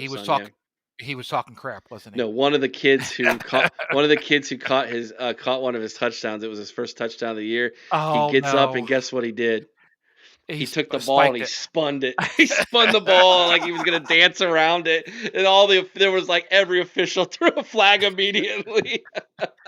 Hey, what the heck? Wow, that was actually fairly impressive for USC there. Oh, he just threw a punch. Uh-oh. He threw a punch. He should be gone. They didn't even throw a flag. Uh-oh, and we got one of the linemen looks like he is in a ton of pain. Before that punch was thrown, which you're right, Chris. There were trainers running out. That doesn't look good. The way he's reacting, they went straight to commercial. That's not a good sign for that young man. Well, that's yeah. I think Notre Dame got away with one there. That should have been a personal foul, and maybe even it kicked out of the game because he threw a punch. Yeah. It kind of looked like to me what Jeremiah Smith did. Was it last week? Where he got I don't think that was a punch. It was more of a retaliation. I just never understood taking a punch at somebody's But helmet. It's like, what yeah, are you I gonna do? agree. But Yeah. you know as well as I do, 95% of the time it's the guy who retaliates that gets caught. Oh, it is 100% of the time. I just got your And text from like an hour ago, Bart. Oh, that's okay. but Here, I'll I mean, I'll pause it real fast here. I don't get how I just don't. I don't get how they don't at least throw the flag on that. Right in front of him too. Yeah. Like I said, this officiating may be as bad as Georgia Auburn last week. Yeah. Oh, come on. I don't think it was that bad. Come on, you've missed two obvious false starts, and then a Yeah. guy throws a punch right in front of you, and you don't flag it. Yeah, that Georgia game was bad. But going back to your kid's game, Eric, if this is his kid's first touchdown, he probably doesn't get very many opportunities. It's like I'm taking advantage of this Oh, right now. so the next time they scored, yeah, we see you, Grail Seeker. Yeah, that's what we were just talking about. So the next time we scored a touchdown, the fans were like, "Dunk it, dunk it!" Like they try to get another penalty, because the game was getting a little out of hand. But uh, my favorite play from the game was a 4th and 13. We're up 2 scores.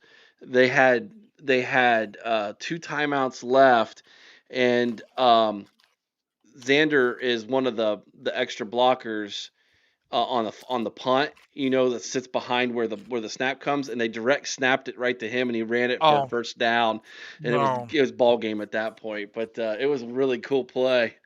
They also did they had the running back go in motion out as a wide receiver, and then when the ball snapped, he came back, he pitched it to him, stopped and threw it deep. It was awesome. It was a really cool play. That kind of got the offense going at the beginning of the game.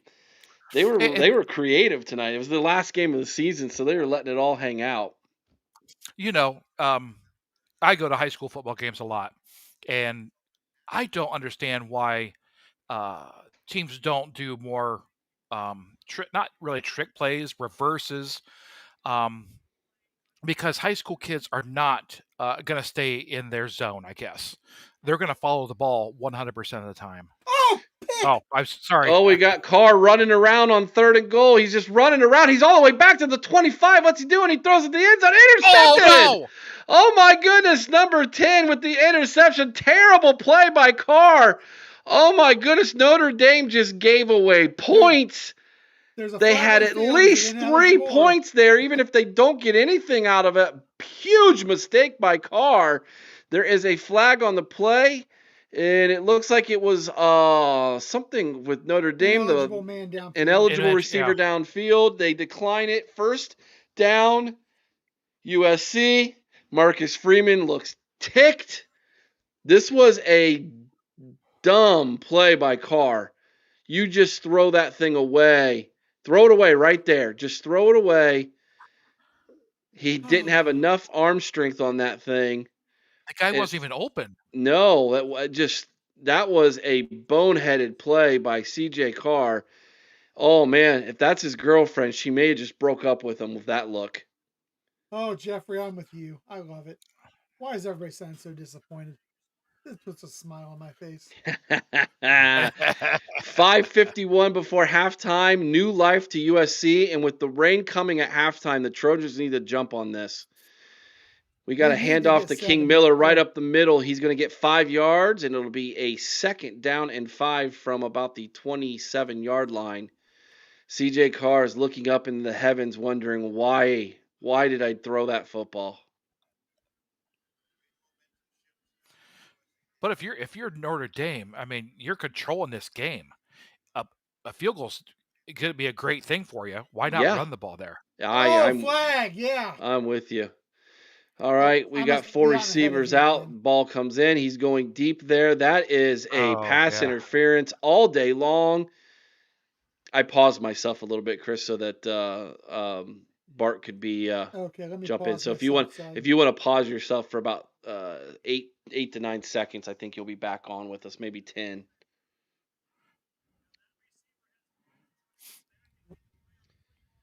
42-3, Oregon. Sheesh. Okay, did the replay just wrap up for you guys? I wasn't paying attention. I was looking at my phone. Sorry. I think so. I'm currently looking at Lincoln Riley? yep. And Yeah, me now too. yep. So we're on the same spot. Okay, here we go. Yep, we're good. 1st and 10, ball on the 42.5-yard line. Maivia is saying, take your time. He's making a change here. They bring their tight ends in closer to receivers at the bottom of the screen. This is going to be a handoff to King Miller. He's going to get tripped up after a gain of 2. That wasn't King. Who was No, that? that was the third string running back. That's Jackson. Sorry, Miss Jackson. I am You for want to do real. that again? Sorry, Miss Jackson. I am for real. Never meant to make your daughter cry. Okay. 2nd okay. and 7. Ball on the 46-yard line. Both tight ends go in motion to the bottom of your screen. Receivers at the top. Jackson, left of Maivia. He takes the snap. He's looking to the bottom, back to the top. It's a swing pass over to Jackson. He's got blockers out ahead of him. First down, still on his feet inside the 40. Take him down to the 36. Call it the 37-yard line. Trojans driving. Big play. Nice Eric, screen pass here. I saw there was 10 people that left the viewing after we started singing. So let's try not to do that too much more. Okay. Well, as long as they liked and subscribed first, that's okay. Okay, there you go. 1st and 10 from the 37-yard line. Maivia looking to the bottom. He's under pressure. Throws it over. First down. That's to the 25-yard line. Great catch right there. That was Jacob Lane with that catch for the Trojans. Man, what a swing here. We might have a 10-point swing before this is all said and done. 3:30 to go in the first half. King Miller's back in the game. King Miller, a walk-on, by the way, guys. Not a scholarship athlete, the running back, number 30 for the Trojans. Again, we're going 4 wide, 2 to the top, 2 to the bottom once again. He now sets Miller to the right side of him, man in motion. That's the tight end. Comes down, hands off King, give him a yard. It'll be 2nd down and 9, 3 minutes to go before halftime. Andre does have a request, Lincoln Riley's Eric. play sheet might be the smallest play sheet in the history of all time. Yeah. And for somebody who's supposed to be such a offensive guru, you'd have to think it's all memorized, right? He's got to have like a large portion of the playbook memorized. Wonder if he's autistic and that's why he's just able to memorize things like that. Maybe photographic memory. 2nd and 9. We're going deep. It's on the right side. That's another penalty. That's a flag, always. But is it did they throw it? Defensive? There's the flag. Yep. That was he had a hold of his right arm. Why, yeah. All I saw was kind of the push away, but it's because he had a hold of him. First down, Trojans. Man, he had a hold of his jersey and everything there. I mean, he was.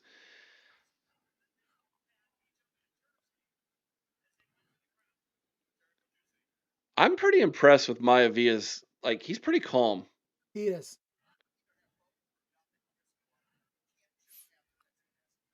Freeman looking a little stressed right now. Yeah, he is. I like that. He's shaking his head in disbelief. 2:31 to go. It's a 1st and goal now for the Trojans. Wolfie, if I remember right, Notre Dame gets the third. Yes, they do. UC went down and scored on the first possession. Yep. 1st and goal from the 8. Man in motion. That's Jackson. He now sits just off to the left. Now we got the tight end in motion. This is definitely going to be a handoff.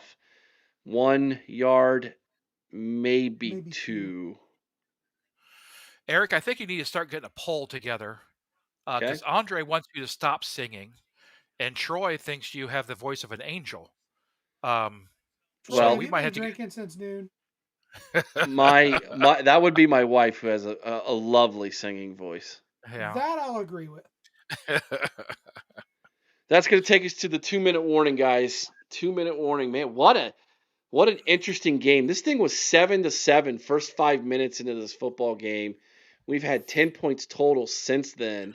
One horrible mistake by CJ Carr. You got to feel like if that ends up costing him and this team the game, whew. I just think Notre Dame got away with was what they were doing great. They just got a little Yeah, cute. they got away Um, from it. They should just kept running the football there. I still don't think USC can stop them running.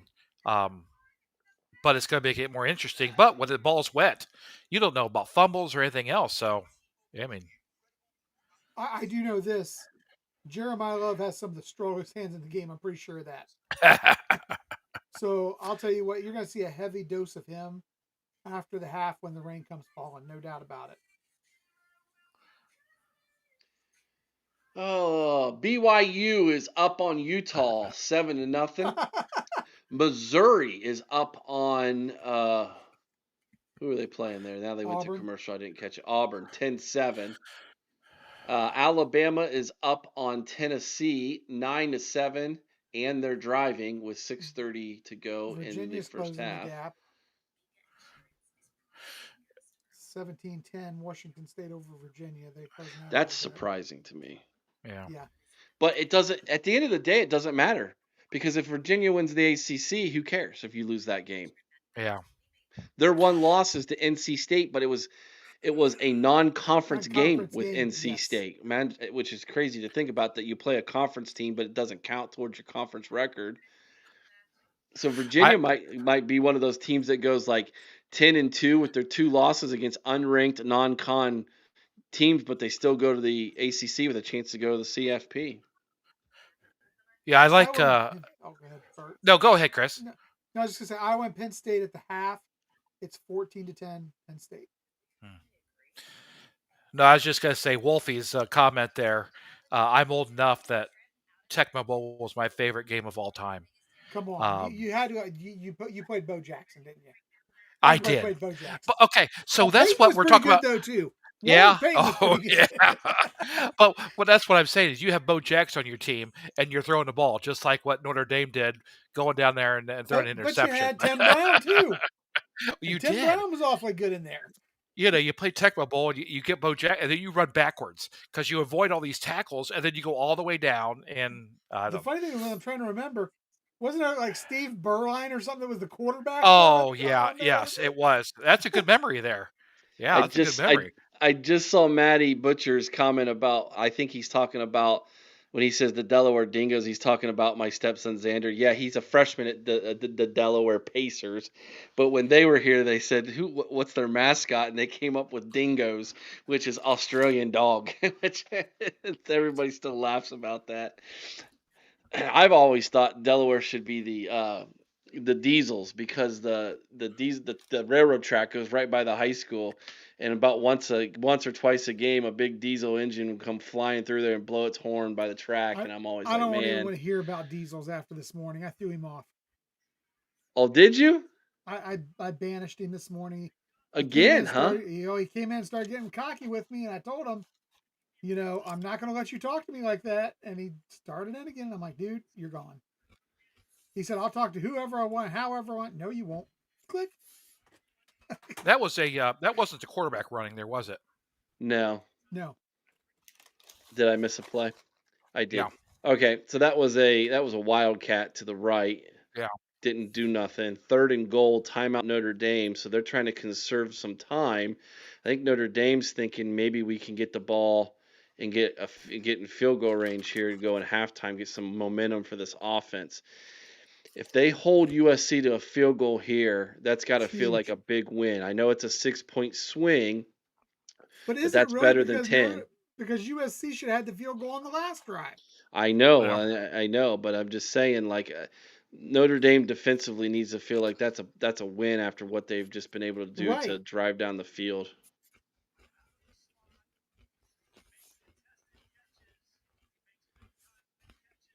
Highlighting Mackay here, some of his big plays. That was a great catch last week. Yes, it was. So maybe they're trying to foreshadow the 3rd and goal play here to Mackay. Let's see if that's indeed what they do. 5 wide, no one in the backfield. Whoa! Oh, is it Maivia there? and looking, and he's going back to him. That's a caught, but they're saying it's no. They're saying it's incomplete. They're Intercepted. No, they're looking. saying The Intercepted. interception, I refs, think. the Intercepted. refs are saying interception. The refs are saying that ball is intercepted at the goal line.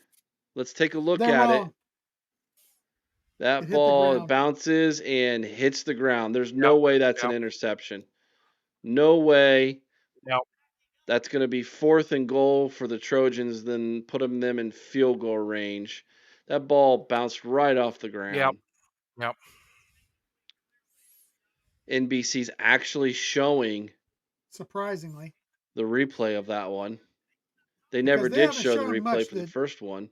They didn't show anything on the fumble. They didn't show the punch. That ball should have been caught. That should have been a touchdown, guys. It should have been. Yeah. Jacob Lane with the bad reception there. Bad drop. Texas A&M 45-41 with 10 seconds left, and it looks like Arkansas will probably be trying an onside kick. Hey, Eric, while we have this review here, why don't you, we've got almost 100 people in the thing. Why don't you show them your hat there? Yeah, so this is a hat that is for our official members.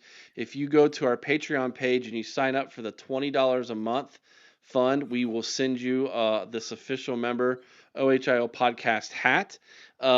Bart is part owner of the printing company there in Bucyrus, Ohio, where we got these hats, and where we will be setting up very soon a merch store for everybody. We're going to have a new line of merchandise just in time for Christmas for everybody this year.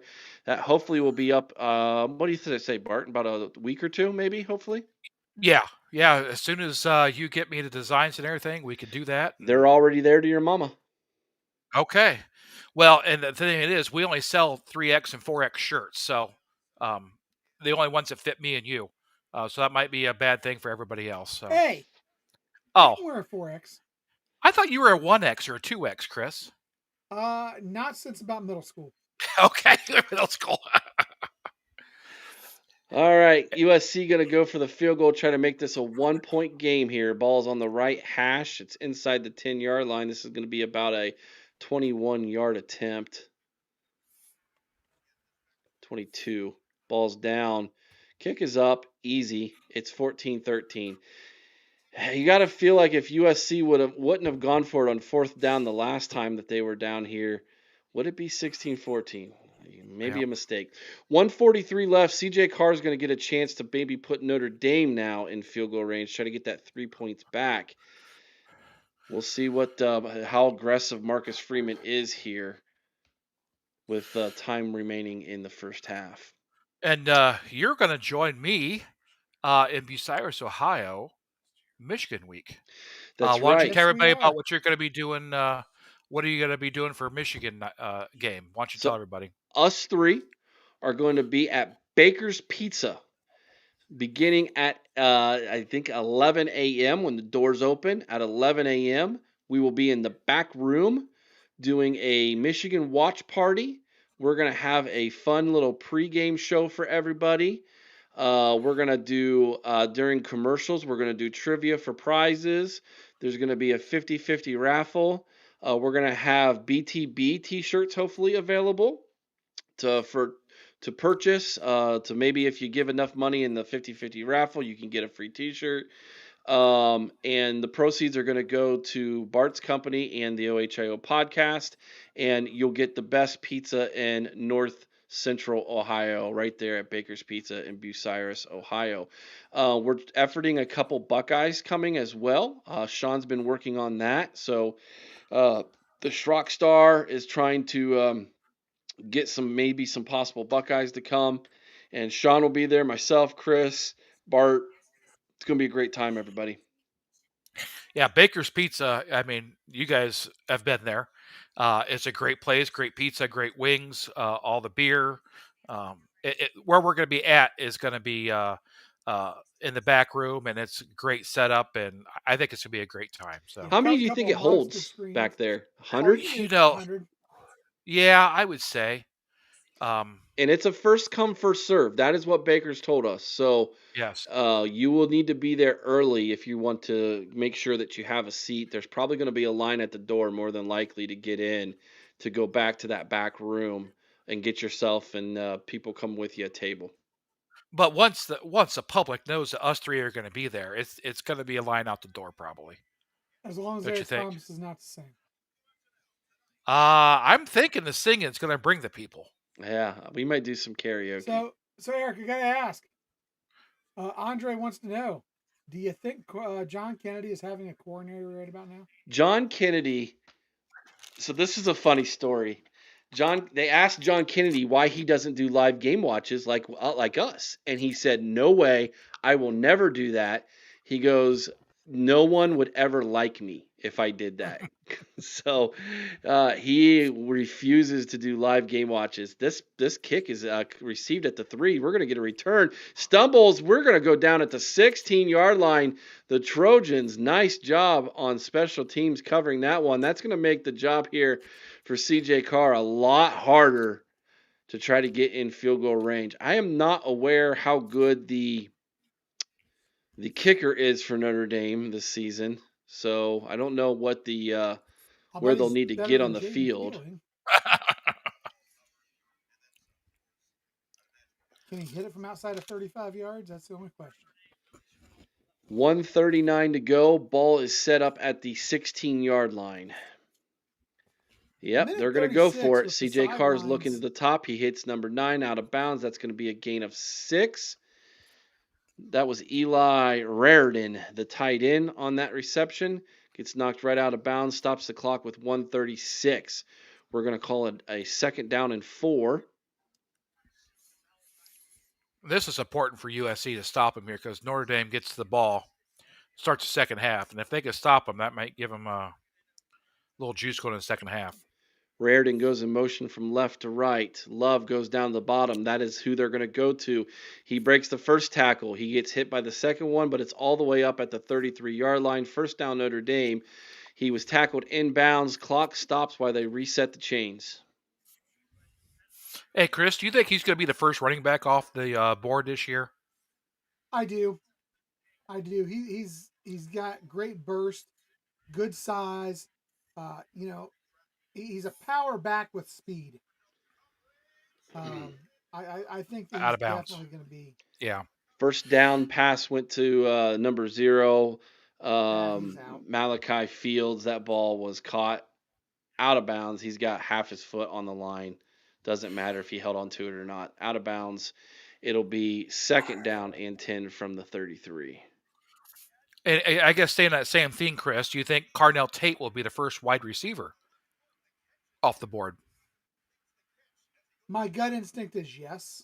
Yeah. But I'll tell you, he will have.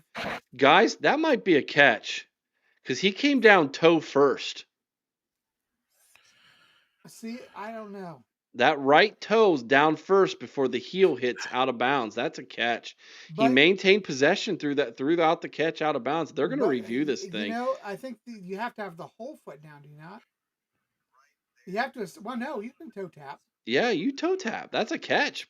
I don't think it is. I don't think Eric. it is though. No, because that ball moves a little bit when that right foot comes Did down. he establish possession prior to? Yeah, exactly. Yes, I don't think that's a catch. Right Of course, now, I thought Jeremiah Smith's catch. Yeah, right, see, watch. He's got the ball. Yeah, the ball was still moving though as he's yes, putting it in position. Yeah, watch. That ball never moves like away from his hands. He's got the toes down. He's got the ball in hand. Toes are down. I don't think that ball ever. Let's see what they say. Incomplete. All right, Bart, you're right. Well, after Jeremiah Smith's last week, where I thought that there's no way they're going to not give him the catch, so I have no ideas on some of these calls. You know, the ones with is it a catch or not are the hardest ones for me. Yeah. Because what is a catch? No one can define it anymore at all. 2nd and 10, ball on the 33, I believe, if I'm not mistaken. Indeed, it is. Here we go. We got 3 wide. Love to the left of Carr. He's looking to the top of his screen, going down to Love, who can't. Ooh, he dropped that one, and he knows it. Oh, we got a penalty flag. Someone threw a flag. What is this going to be? That came out of nowhere. Yeah. Notre Dame's looking like it's on them, possibly, the way they're reacting here. Yeah, it is. You know what? I mean, you got a minute to go, and USC's got all 3 timeouts left. Yeah, Notre Dame better be careful here. They might want to run the ball here. Get them to burn a timeout. Oh, yeah, there we go. That's a little Yeah. blindside block. Is that what they're going to call that? Illegal. They called it an illegal block. I think, the term is illegal block, but I think in layman terms, we call it a blindside block. So, Bart, you asked, do I think Cardinal Tate's They gonna also go got a off the board personal first? foul on this, guys. Yeah. Did they Gee, call May targeting? Christmas. No, No, I think it was the blindside block. I thought they had a block in the back, Yeah. and they changed it to a blindside block. What were you saying, Chris? Well, after this play here. Yeah. 2nd and 25 now, ball in the 18. This feels like run territory. Nope, they're going to still go for the pass. They better get a completion here. They get it to Love. He goes across the 20. He jumps out of bounds at about the 23, setting up a 3rd and long. The clock stops again at 1 minute, so USC doesn't get to burn a timeout here. USC stops them here and calls timeout. They're going to get the ball back with 40 seconds? I'm with you, Eric. 3 timeouts. It's 2nd and 25. You run the ball. Make them call their timeout so they don't have very many left. You're not getting this first down. Remember USC had that 3rd and 24, and they ran it and got a first down on Michigan. 5 wide, man. They are going for it here. This is a big play. He's got pressure. I don't understand that there. Notre Dame gets out of bounds and stops the clock for USC. Yep, USC. There's 54 seconds left. 54 seconds. All 3 timeouts for the Trojans. This is kind of dumb. That was very dumb. That is bad clock management. You'd asked me who the first receiver was going to be. I think it's going to be Cardinal Tate. Actually, Mel Kiper, the so-called draft expert, has actually 2 going prior to Cardinal Tate. He has Makai Lemon, who we're watching for USC now. He also has Jordan Tyson from Arizona State. I don't know anything about Tyson, but I can tell you right now, Lemon's not even close to Tate. Oh, nice punt. Nice punt. He lets it go. They're going to get some time ran off the clock as well, and this thing dies at about the 11.5-yard line. That was a great punt. I don't know. I think you try the first play here, right? See what you get. Maybe a screen pass or something. Yeah. If you get a first down, then you can go tempo, and it's like, all right, now we roll. But if you don't, then I think you sit on this thing and you take this thing to halftime. Is it a major blow right now if USC ends up walking off the field at halftime with the lead, given what happened with Carr on the drive prior to that one, and then the bad clock management on that drive? It's going to feel like a blow to Notre Dame, yeah. If they go into halftime and they're trailing, yeah, that's going to feel like a blow completely. But let's see. Now Marcus is going to call timeout. So Ash or Marcus are scared to death over something. See, I don't know what your infatuation is with Freeman, Chris. I think he sucks as a coach, and you love him so much. I don't get it. He just was terrible there. What are you talking about? I can't stand Freeman. No, that's not what Eric told me, that you actually love Freeman. You're just playing to the crowd right now. No, I cannot stand Freeman. I think he is not only I think he is not only an average coach, but a terrible human being.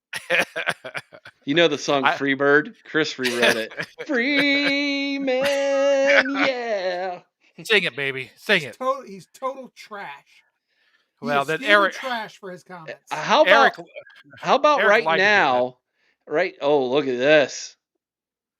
We may get a delay. We might get a delay. because it has to be free of lightning for 30 minutes. Yeah, it's we might be getting it. There comes the rain. You can sing a song about the rain, can't you, Oh Chris? I yeah, mean, Eric. of course.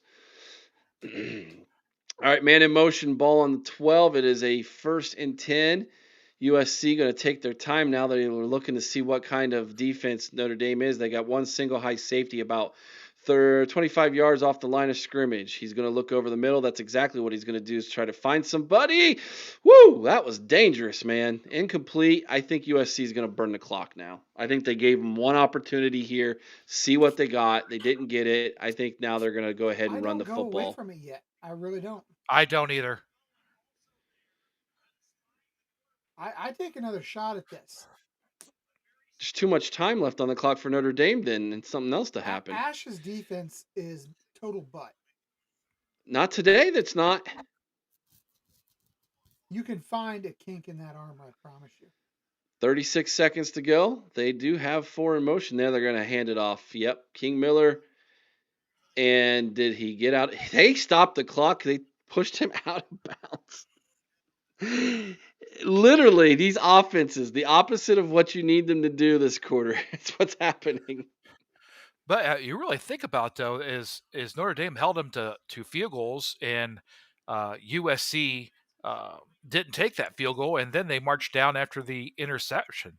So Notre Dame really hasn't stopped it very often. They have not. Chris, if you want to get scores ready for halftime, I've got them up already. beautiful. I'll take care of stats at halftime, unless Bart, you'd like to. I have to. Well. My goodness, this is a run.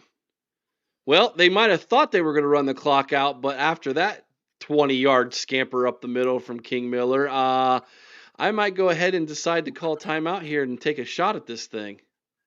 Look at this. Just dragging the defenders there past the 35-yard line. So Penn State's handling business against Iowa, surprisingly. See how it goes in the second half for him. What's the score? Tyler's letting us know 21-10. Dismantling Rutgers. No, Eric, at halftime, my stepson, he has a so-called girlfriend, and he went over to her house for the first time tonight. Ooh. So at halftime, I'm going to pick him up. Gotcha. And of course, okay. I dropped him off at the house, and he's telling me to stop at the road so he can walk up the. No, and his girlfriend was outside, and I told him, "Hey, I love you. Have a good time." And so, yeah. That's what us stepdads do. Yeah. What I did to my daughter was, I yelled out, "We love you, awesome nerd. Make good choices." 1st and 10, ball at the 36-yard line. Now they run it out. USC got sacked. Yep. Now they're going to let the clock run out. That's yeah. Take it to halftime, boys. Yep, that's exactly what they're going to do. My goodness, I didn't anticipate this being, especially with how this game started, a defensive struggle, but here we are. That's exactly what's happening. So is it a defensive struggle or the offense just offensive struggle, right defensive, I guess, game. 14-13 halftime score, Irish on top. Bart, we will see you after you arrive I'll see you back. A little bit. Yep. Okay. And Chris, if you want to go ahead and get the halftime scores queued up, I will go ahead and take care. I'm going to go use the restroom while you do that, and then when I get back, we'll do the stats for everybody. Sounds great. Well, let's start in the top 25 with games that are going on right now. We've got number 8 Oregon absolutely destroying Rutgers 56-3 in a game that is just wow. With 13:26 left in the fourth, we got Washington State doubling up Virginia right now, 20-10. Number 21 Texas still trying to keep their limited hopes alive. They are up 7-3 over Kentucky right now. Number 11, Tennessee, down 16-7 to Alabama. However, it is 1st and goal. Tennessee at the Alabama 2 with 11 seconds left in the first half. At the half here, we're 14-13, where number 13 Notre Dame is leading number 20 USC. Number 16, Missouri is up 10-7 on the Auburn Tigers right now. Utah and BYU tied up at 7 at the half. Cincinnati up 21-10. Oklahoma State with the ball driving right now as time is down to 4:48 left in the second quarter. Earlier today, from the top 25, number 1 Ohio State goes out and absolutely destroys Wisconsin 34-0. Number 3 Indiana, soon to be number 2. They dismantled Sparty 38-13. You got Texas A&M hanging on by the skin of their teeth. Penn State Sports Talk, don't even try it. It's Iowa. You still suck. Texas A&M hanging on by the skin of their teeth to win 45-42 over Arkansas. We've got Ole Miss falling to Georgia 43-35. Arizona State takes down number 7 Texas Tech 26-22. Number 10 LSU falls to number 17 Vanderbilt 31-24. Georgia Tech, probably a top 10 team in the next polls, 27-18 over Duke to stay undefeated. Oklahoma, number 14, they win 26-7 over South Carolina. And number 22 Memphis falls to UAB by the score 31-24. Of course, last night we saw it. Louisville takes down number 2 Miami 24-21. Minnesota kicks Nebraska right back out of the polls with a 24-6 win. So that was your top 25 and other games going on as we speak right now. We got UCLA 7-3 up on Maryland right now. And around the Big Ten, other than that, oh, what happened? My screen went blank. That's no good. There we go. Around the Big Ten, other than that, Penn State up 21-10 on Iowa.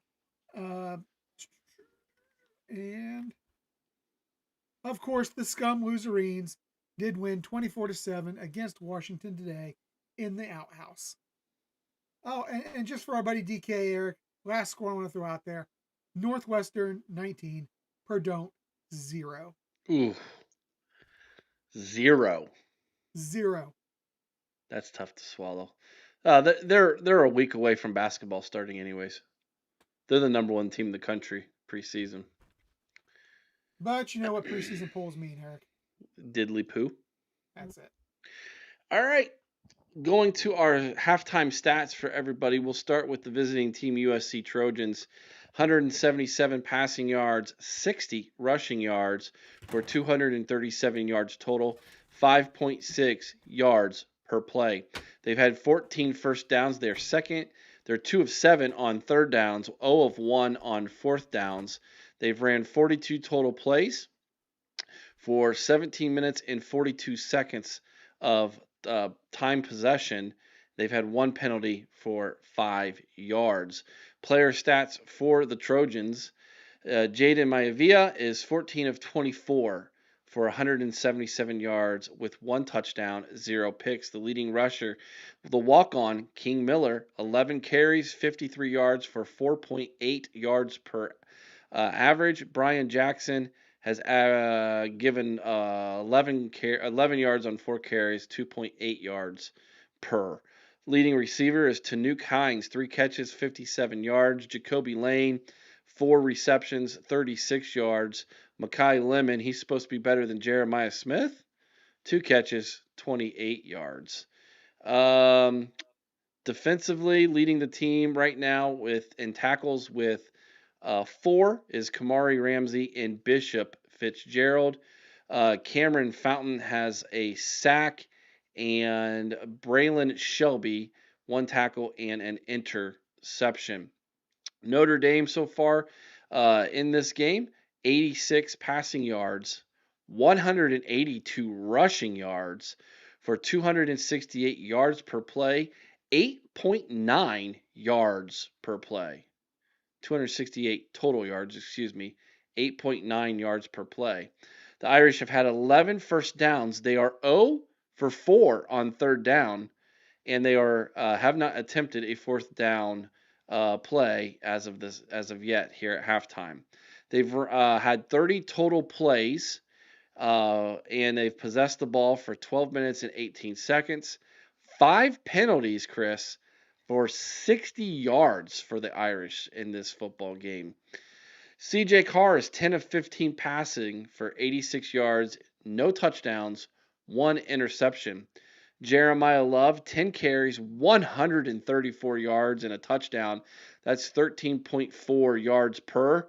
And Jadarian Price, he's not that far behind, even though he's only carried the ball 4 times.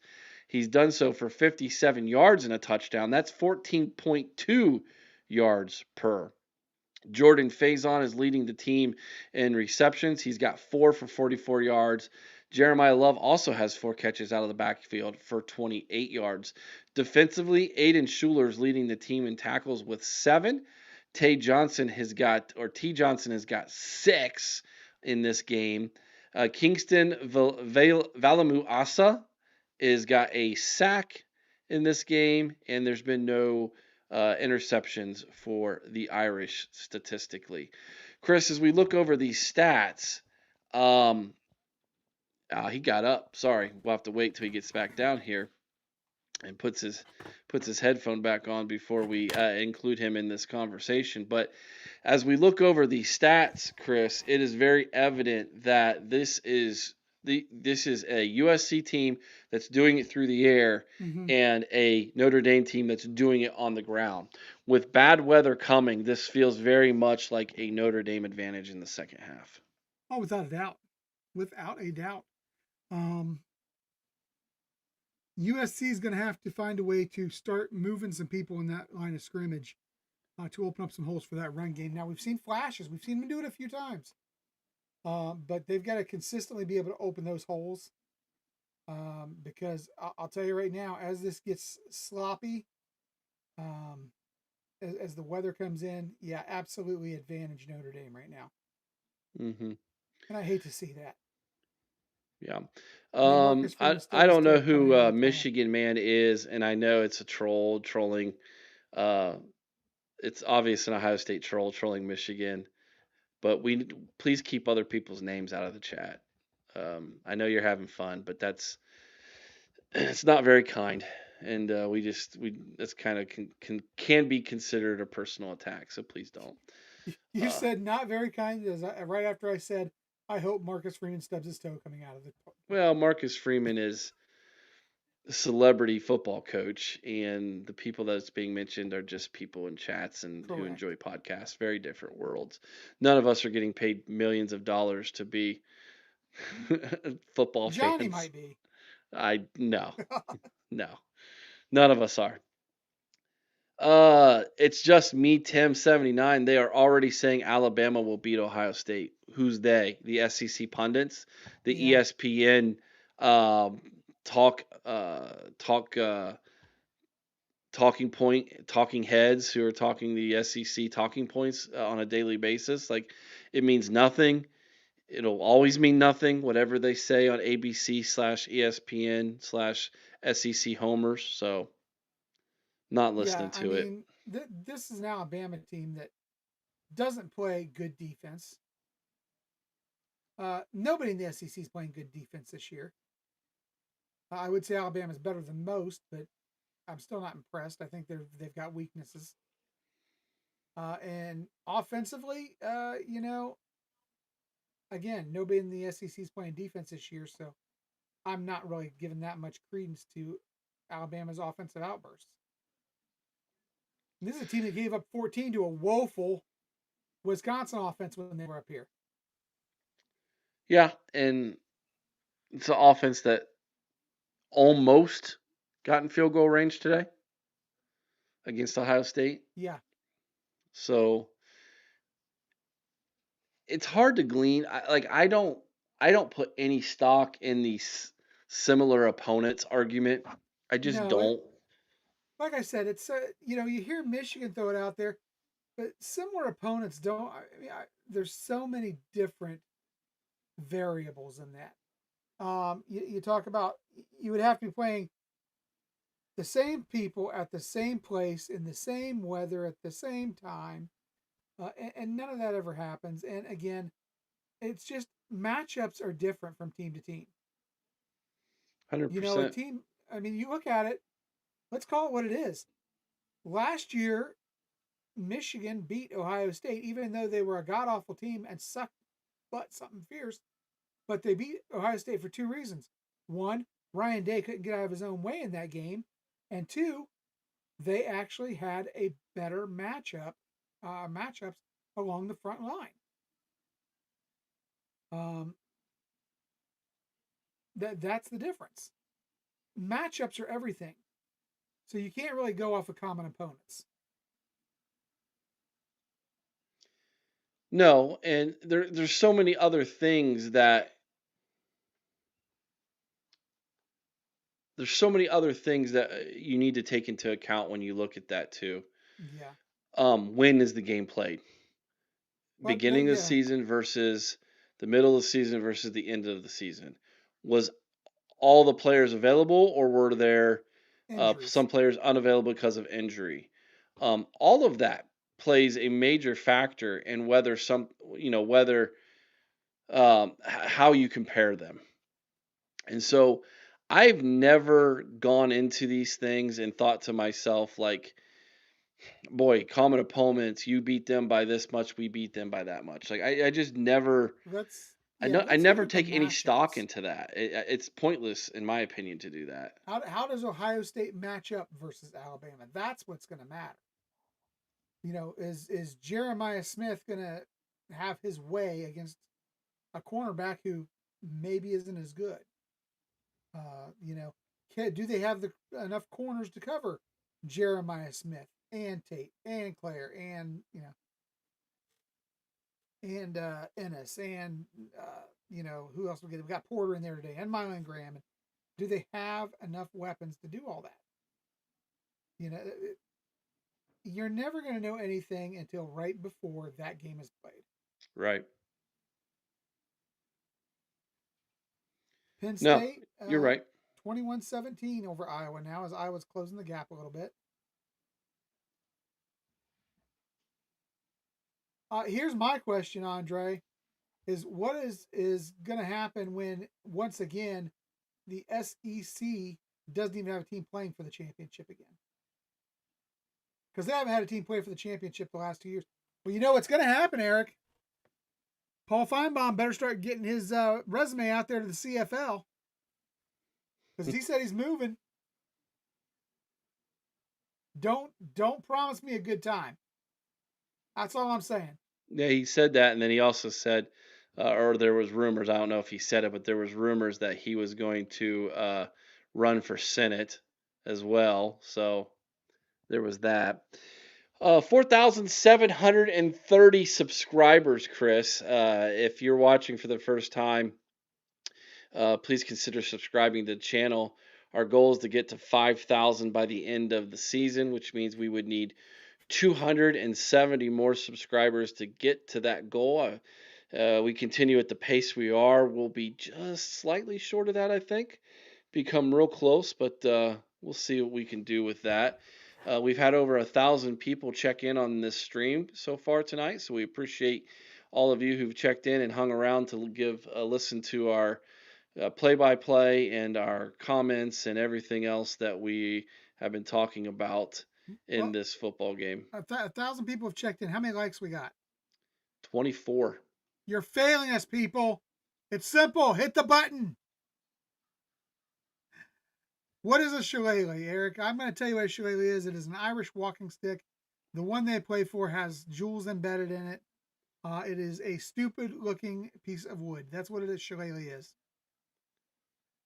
It's basically I'm going to beat you senseless stick. It's a stupid-looking piece of wood carried by a stupid little person who looks like Lou Holtz but can talk without a lisp. I tell you this much, Chris. When I was coach at Notre game, we played USC. I would take that shillelagh and I'd beat the living snot out of them. That's what I would do. I go across the field. I'd shake the hand of that coach and I'd pull out that shillelagh and I'd just whack him upside the head. We all know what he was doing with that shillelagh, and he had absolutely nothing to do with the other team's coach. We'll just leave it at that. You can catch it on Lou Holt's OnlyFans channel. I do agree with you. It's just me, Tim 79. It is much cooler than the stupid Illabuck, that dumb wooden Absolutely. turtle. Absolutely. Hate that thing. Dumbest Illabuck is the rivalry trophy in all of stupidest trophy. college football. And Alex has one. Yeah, and Alex was petting the thing last Sunday night. Oh, Our shucks. friend from the Mitten Kittens has checked in to let us know that he thinks that they're back, even though they have yet to even close out this game. Skippy, just don't get too excited. You're going to probably lose by 40 to Ohio State. I'm going to look up their game in real time here. 21-16. Is it almost at the end of the third quarter already? Penn State has the ball, 3rd and 3 at their own 38-yard line. They are winning by 5 over Iowa. Iowa's so terrible offensively. My gosh, they're bad. How did you get Lou Holtz on the show? It's simple. We mentioned Ryan Day, and he came a trolling, trying to keep himself relevant. I think he's talking about my impression because that was pretty good. I felt like it was really good tonight. Personally. I know I'm a little too late here, but did you guys discuss the end of the half for Tennessee and Alabama?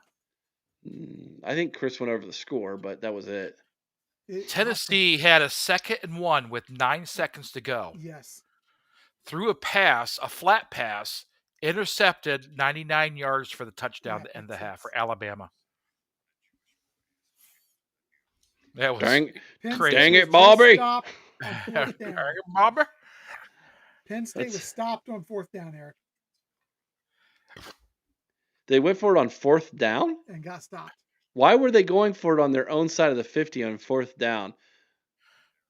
Literally, coming from Big John, I don't know. Literally gave Iowa a short field who has no offense. Is James Franklin still coaching there? That seems like something he would do. Oh, here's an interesting question, guys.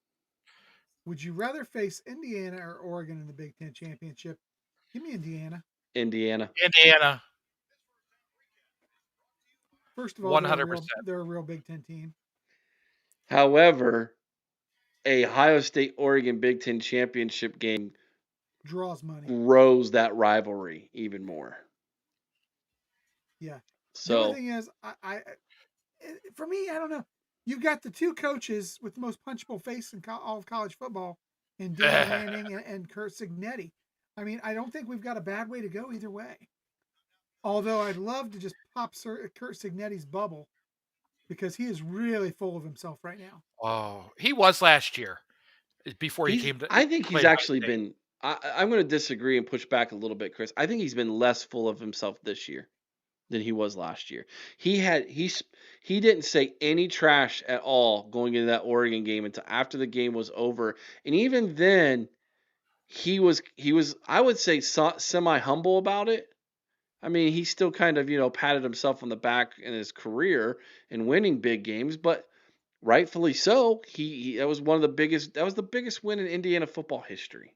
It was, and they deserve to celebrate it. But he's still an ass. I think he learned a hard lesson last year before he played Ohio State, and then losing bad in the championship series. Maybe he's learned. I don't know. Ohio State too, don't you, Bart? Oh yeah. What do you mean? Like beat us or? No, he wants Ohio State in that championship game because he feels he has something to prove. He does, yes. And I'm going to change my stance on that. I would like to have Oregon. And when I looked at who Oregon played and how they played, Penn State is a farce now. We all know that. The Indiana game is maybe Indiana's not as great because Oregon didn't play anybody before that. All right, we are back from halftime, everybody. USC is getting ready to kick off to Notre Dame. The Irish will get the ball first here in the second half. 14-13 game. Look, if it's raining, it doesn't look like it's raining hard. So yeah. We'll see if the rain picks up at all, or if there's any lightning or thunderstorm. I guess they're there. They're down on the field there, and it might be sprinkling a little bit, maybe. It Yeah, definitely not raining hard. Yeah, I'm going to go with the Penn State sports talk guy here. I you want Oregon. Um, I Indiana's want, just going to play loose, and and I want Indiana because I want to shut Cignetti's big well, mouth. yeah, Yeah, but do you want them twice? Because there's a chance that the team you play, you end yeah. up playing twice. All right, here we go. CJ Carr, ball on the 25-yard line. He's got Love to the left of him. He's going to look to the bottom of the screen. He passes it. That's a broken tackle. 12-yard gain right off the bat for Notre Dame. That was Faison with the catch. Jordan Faison for the Irish. Faison. Faison is how it's pronounced. Faison. I've been to Always Irish. That's how they all say it. Come on, I don't care what they Wilds. say. Come on, Wilds. All right. Wilds. Man, and Eli goes in motion to tight end. Again, Love to the right of Carr. He's going to hand it off to him. He's got a blocker to the left. That's a hold. They're going to get That's away a with hold. it. Yes. That was definitely holding by the receiver. They didn't call it. First down, Notre Dame. And boy, Jeremiah Love is just talking up a storm. Ever since Bart said, he just hands the football off, he's not shut up yet. Oh, that guy's a prick now. So he can't be that smart. He went to Notre Dame, so. Oh, okay, gotcha. Eli goes in motion again. Now they put Jeremiah from the right to the left of Carr. He's got two receivers to the bottom of the screen, one to the top. Hand off to Love, going to the right this time, picking his way through the defense. Give him 6 yards. It'll be 2nd and 4. The Irish are already across midfield. This is something. This is impressive. This running game, man. We were talking about it at halftime. USC statistically doing it through the air. Notre Dame statistically doing it on the ground. Jeremiah Love looks over. Doesn't like the play call there. That's interesting. He kind of gave a little bit of a, if this is a pass, that's telling. Totally is. But to him. Gave it to him out of the backfield. I think maybe he thought, I just hand it off to him or give me a break here, dude. Hey, was that stat right? They had 20 runs of 10-plus yards tonight? Yes, their average, both right? Yes, both running backs were averaging over 10 yards per carry, both of them. That's crazy. And to only have 14 points when you have 20 carries of over 10 yards. Yeah. Yeah, both of them just killing it. It's why we were saying at halftime, Notre Dame to just run the football. You got a young quarterback. He's doing enough, giving people like Faison the football. Whatever you say, Wilds. And hey, leave Chris alone, Eric. When you've got Love and Price doing what they're doing, carrying the football, just keep feeding that, man. Ball now at the 28, 2nd and 6. There's Price. And he can't get away, maybe a yard. It'll be 3rd and 5. This is a big down for USC defense. Notre Dame is right on the verge of that field goal range, I feel like. It'd be a pretty long field goal from where they're at. Yeah, that's a good question. You see Penn State 21-19. Who do you guys want to win that game? Well, I'm not torn because we're getting an update there from John, but at the same time, I've still got 21-16 according to ESPN. Well, we know how ESPN treats you with stats there, Chris, so. Yeah, their stats suck almost as much as their sports coverage. There goes Price. He's a yard short. Or Eric singing. Hey, I saw the chat. I saw people in the chat saying I needed to sing more. I don't know about you. Yeah, I do. Yeah. So and they also said they want me shirtless too, but we're not going to get that. So I am definitely rooting for Iowa in that game, without a doubt. It's going to be a 4th and 1. Notre Dame still out on the field.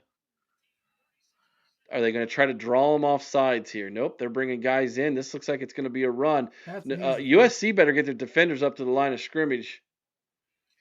Hand off. First down, Love. Easily. He got it 2 yards. I'd feel like at that point USC needed to sell out to stop the run. Yeah. All 11 Yeah. guys should have been up there.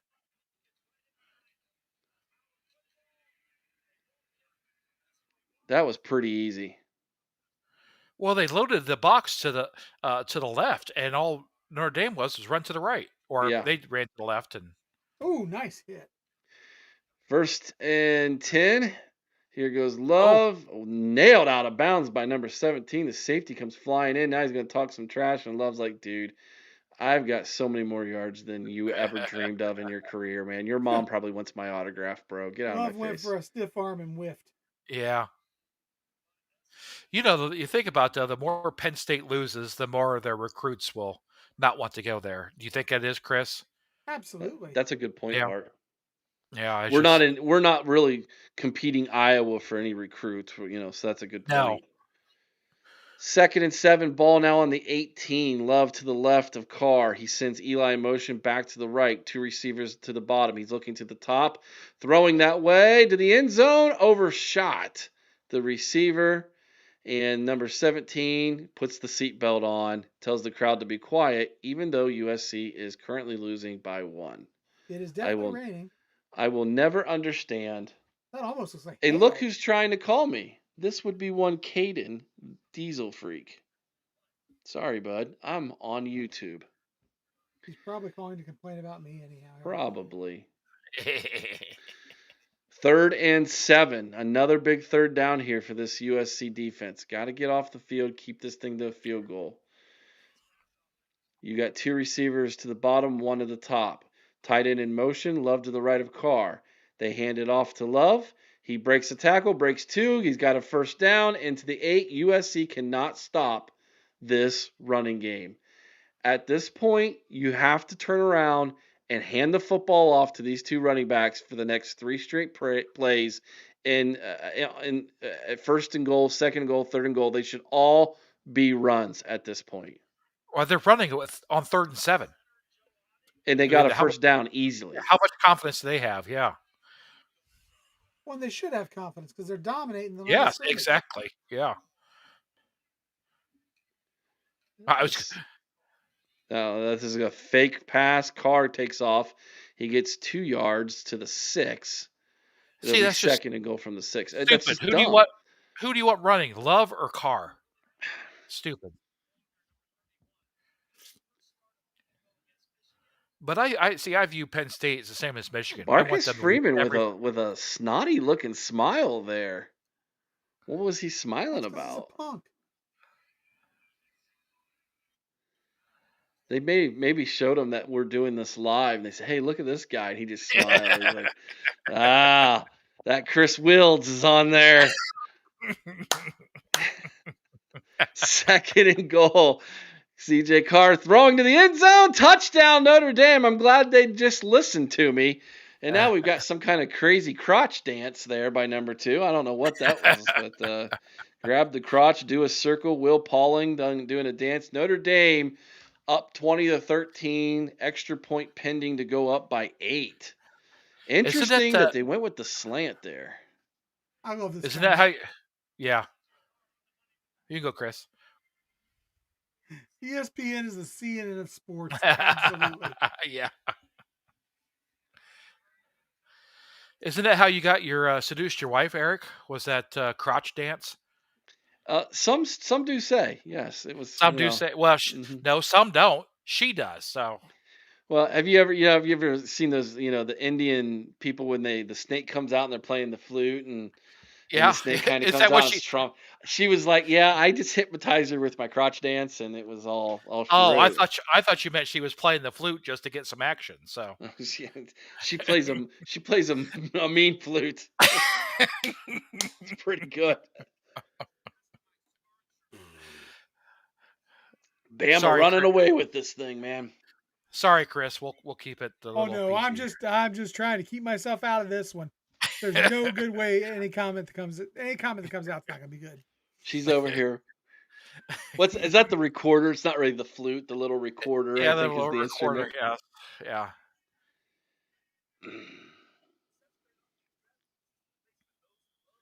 So the Garrison is Timu B Moses account is made its way into the chat. That's got to be our Yeah. DCB. I saw that one earlier. Yeah. Yeah, that's got to be our DCB.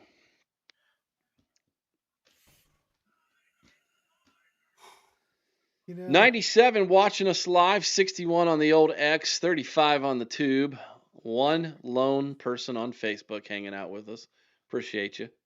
Make sure if you're on YouTube, you smash that like button, everybody. We'd really do appreciate it. Good number tonight. Over 1,000 people checked us out tonight. It looks like I think we gained a subscriber or two. So we appreciate that as well. we should have gained at least 100. 100. 100. Well, that was the Notre what? Dame fans should subscribe just for my commentary alone.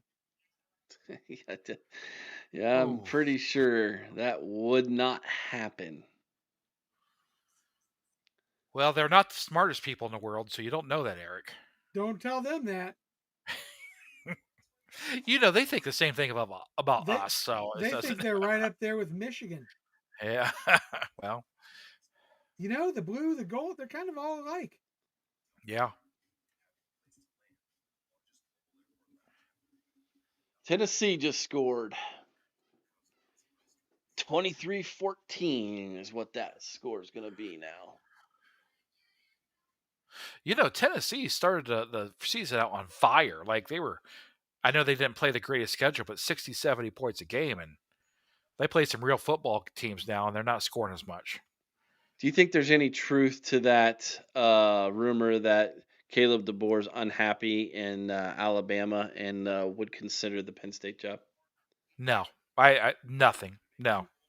You He's unhappy because he's got people doesn't like what he's doing now because Alabama. That shillelagh looks like I'm not going to say it. I told you what good old Lou Holtz was doing with that thing. Listen, that shillelagh, that's a piece of work. That's art, man. I've got Hey, two of those sitting in my office. Hey, Chris, who do you think the front runner is for the next Penn State job? They want a big name. I don't see it happening. They tried to link Urban to it. That's not happening. They have made calls. I've heard to Nick Saban. That's not happening. Honestly, I think they're going to end up landing on Matt Rule. I really do. And I don't think even after laying that egg last night.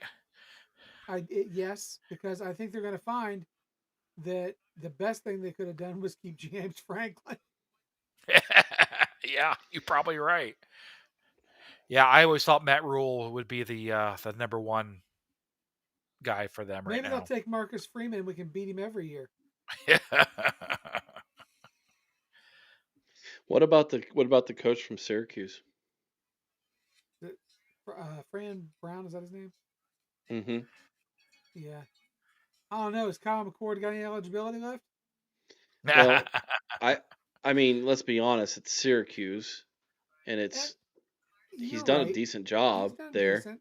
Also, possibly although why you would do it, I don't know. There's been talk about the guy from Vanderbilt, but I'll tell you, he's building something down there. They're legitimately competing in the SEC right now. Well, they just beat LSU, and I understand LSU is fool's gold, and everybody knows that because Brian Kelly's there. But yeah, maybe Brian Kelly will be the next coach. Hey, let me ask you this: do you not like Brian Kelly more than Les Miles? Who do you hate more? Les Miles is a Michigan man, Michigan so guy. obviously I'm going to hate him more. Yeah.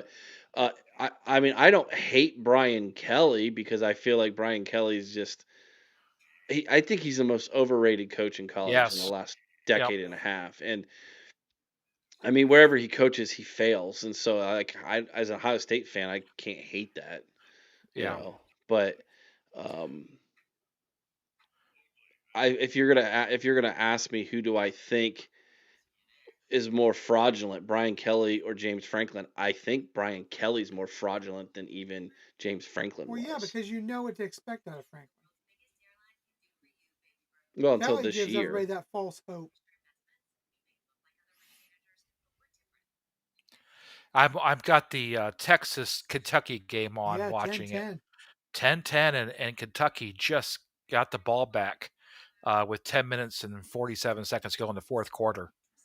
And Arch Manning does not look good. The You Kentucky fans this week on Twitter, my boy Hayes down there from Religiously Kentucky, he made a tweet that made it to I forget what show on ESPN they showed the tweet, but he said on his tweet he was basically saying that Kentucky was going to win this game against Texas, and they were kind of laughing about it on the program, and they might be eating those words.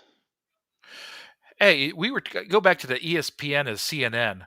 I was talking to a buddy of mine, and he was at home. I said, "What are you doing?" He says, "I'm watching Sports Center." And I honestly have flag. not watched. Oh, sorry. Yep, sorry. Oh, No, I that haven't ball was watched it. almost intercepted. I think there's a flag on the play though. Might Yeah. be Yeah. pass interference.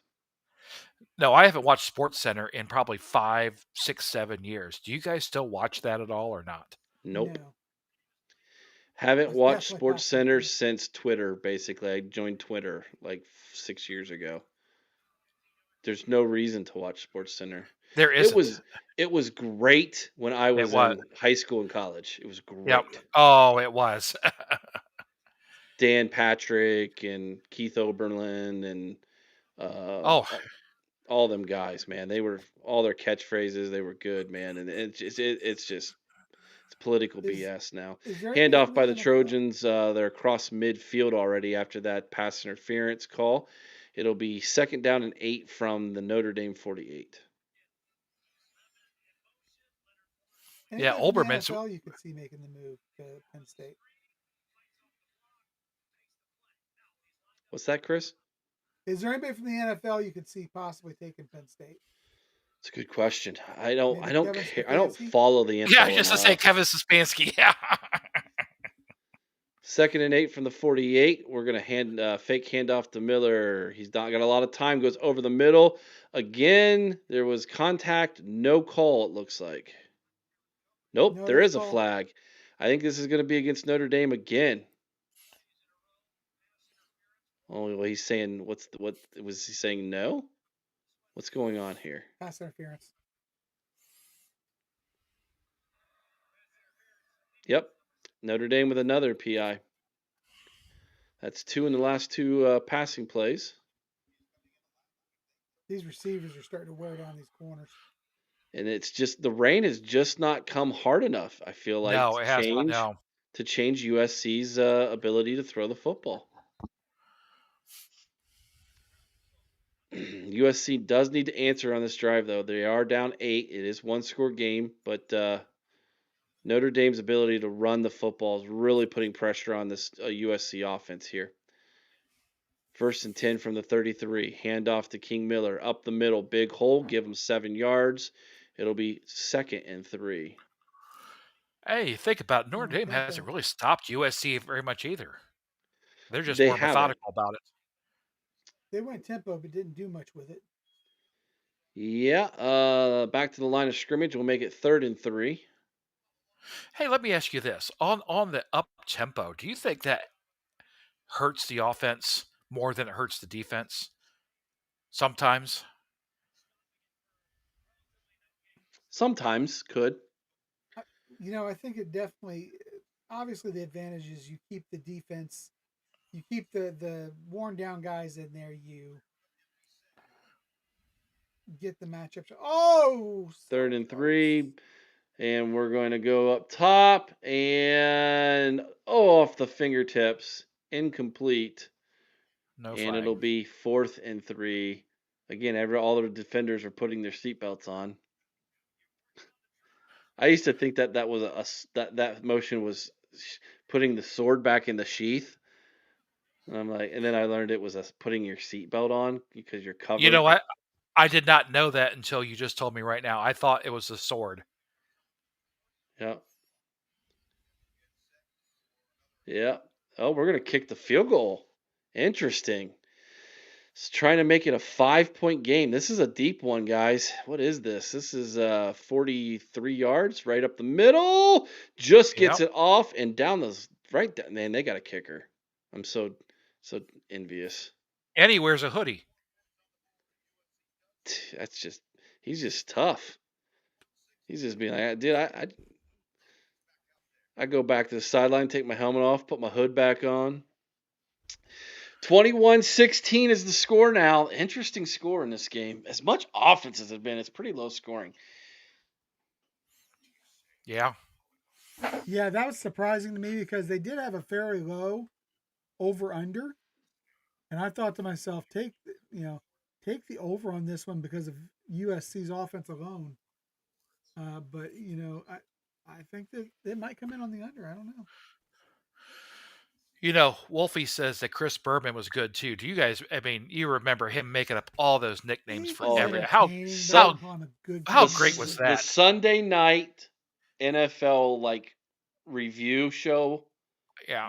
was so good with him. What's your favorite nickname? And I'll quickly tell you mine. And this was an old Twins pitcher. It was Bert Be Home Bly 11.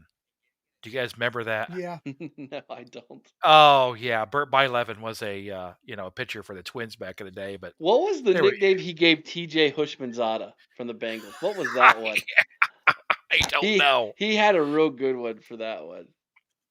I always loved it when he was talking about the Buffalo Bills. Nobody circles the wagon like the Buffalo Bills. Yeah, prime time. That's right, ESPN prime time. That's what they called it. Now he still does like the halftime of the NFL, the Monday Night Football game or something like that for the highlights or the 2-minute drill or something, or not.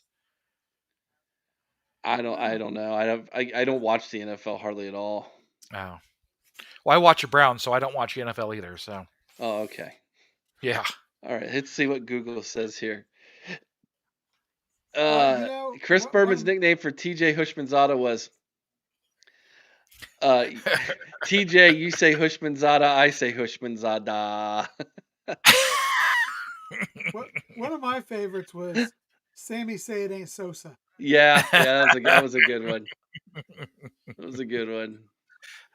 Back, gone. You just don't have entertainment like that nowadays. You just No. Yeah, you knew you made it when he gave you a nickname. yeah. Keith Jackson, wasn't that the guy who was with him? Wasn't it Keith Jackson that was his partner? I believe so. Played for the Denver Broncos, and he wasn't a Buckeye, I don't think, was he? Uh-oh. What's this? That's a pick. Oh, that's an old That's highlight. last Okay. year. I'm like, what is happening? What's that? They just intercepted it, Eric. They Oh my also gosh. changed their jersey colors really fast.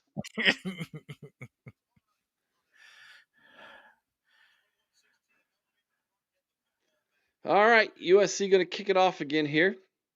6:19 to go in the third quarter. It's a 5-point game, advantage Notre Dame. You got to feel like if Notre Dame drives it down and scores another touchdown here, Yeah. that's going to feel like almost an insurmountable lead for USC, the way they're struggling to put points on the board right now. So, Bart, were you a Twins fan growing up? No, I was Brett by 11. Kirby Puckett was one of my favorite players. Yeah, I loved Kirby Puckett. I've been a born and raised Reds fan my whole life. I still watch every game that they have on TV. Yeah. Because, and get pissed off. So because the other one the Twins had was Chuck New Kids on the Knob Block. Until he went to the Yankees. 1st and 10 from the 25. Handoff to Price. Price goes to the right. He's going to get 4.5 yards. It'll be a second and a short 6 for the Irish. Hey, that was the biggest phenomena that I still can't believe happened was when Knobloch went to the Yankees. Couldn't throw to first. Couldn't throw it to first base from second base. Yeah. How much of a head could you be that you couldn't do that?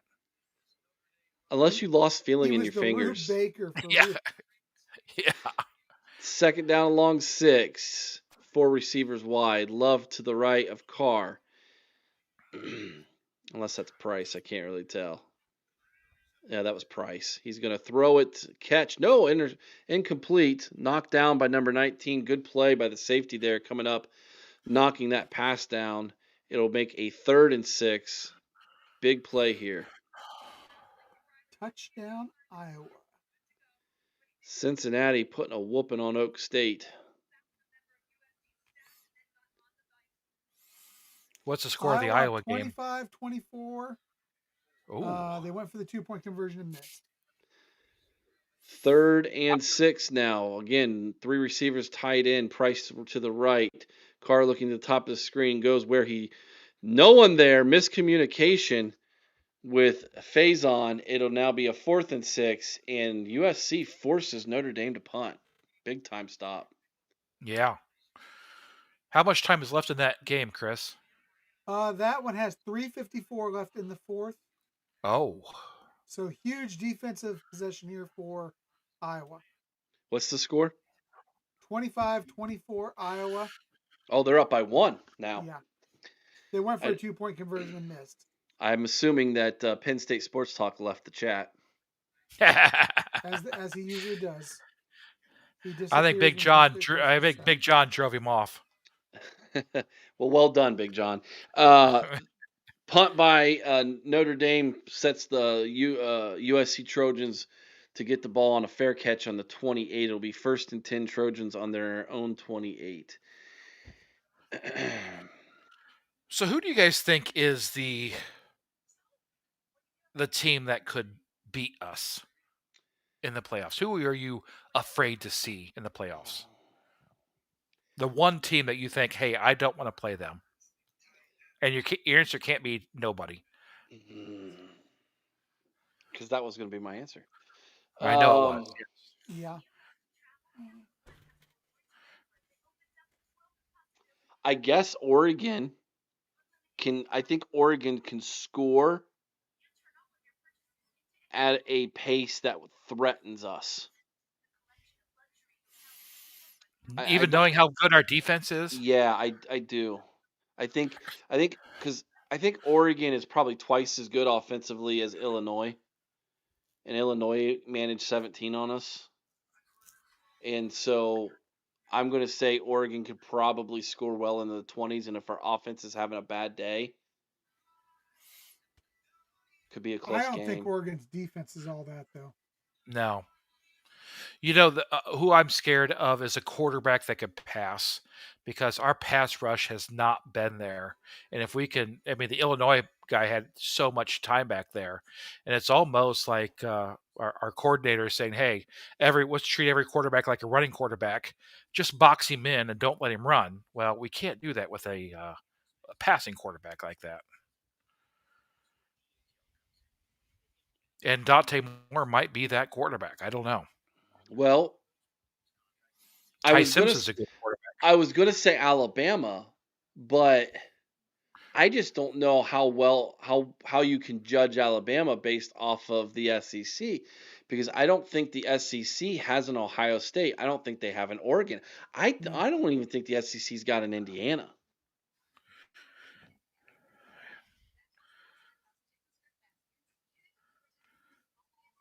It's just the lore of the SEC that it feels that way this year to me. And you got to feel like I don't think that the ACC. I mean, yes, Virginia pulled this out, so Virginia's still undefeated in the ACC. Virginia's not going to hang with Ohio State. No. Georgia Tech's not going to hang with Ohio State. The one Texas team that had Tech's not going to hang with Ohio State, which we saw. The one team that maybe had the athletes to hang with Ohio State or at least have a chance in Miami may not even make the playoff if the other two went out. Miami's going to go to the playoffs. Yeah. I'm pretty positive about that. All right, here we go. Ball on the 29-yard line. USC on 1st down. Maivia avoids the rush. He's keeping his eyes down the field. He's just going to throw this thing away. Did he throw it away before he stepped out of bounds, though?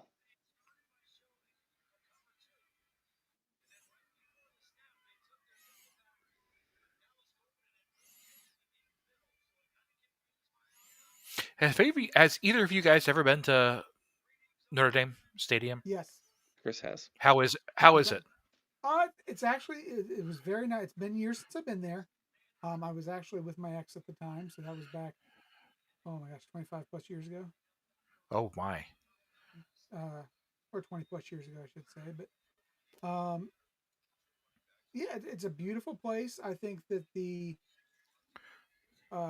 fans are really great. Um, I've had the opportunity to stay both at the Holy Cross House, and then I also stayed in Benton Harbor for a game where I went when I went up there, and it's a great environment. It really is. It's um,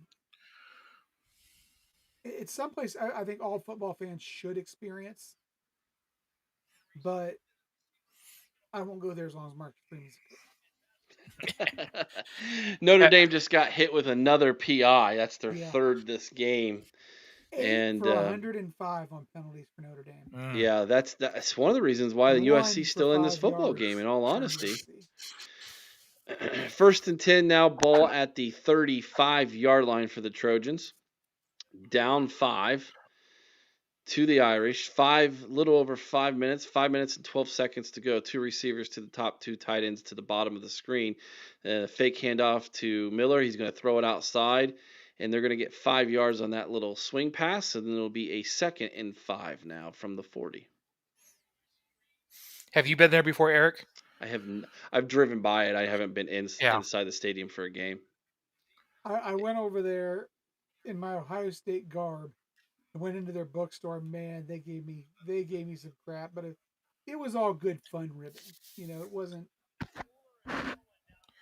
Oh, 2nd down. Something big's about to happen. We're going deep down the field, wide open. Caught number 8. He breaks it. Touchdown USC. We've got a new leader in this game. That was a massive play. Massive play. Jacob Lane broke away. CJ Carr now walking around the sideline. We've got USC doing some kind of gang handshake, it looked like. And that play was for 49 yards through the air. That safety got sucked in with his eyes looking to the other side of the field. It just seems like the rain's held off quite a bit because they're not going to be passing like that if the rain's coming down so hard. No kidding. And USC now chasing points for some weird reason, even though they're Well, up they want one. to go up 3. Yeah, but it's too early for this.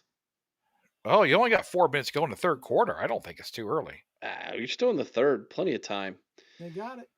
Well, apparently they got it, and they did. Am I right or wrong, Chris?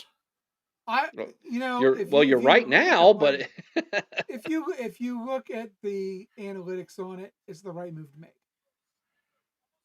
Well, I just figured you'd say I'm wrong because that's all you do to me, so that's fine. Actually, I've agreed with you more than I've agreed with Eric tonight. So really, nice.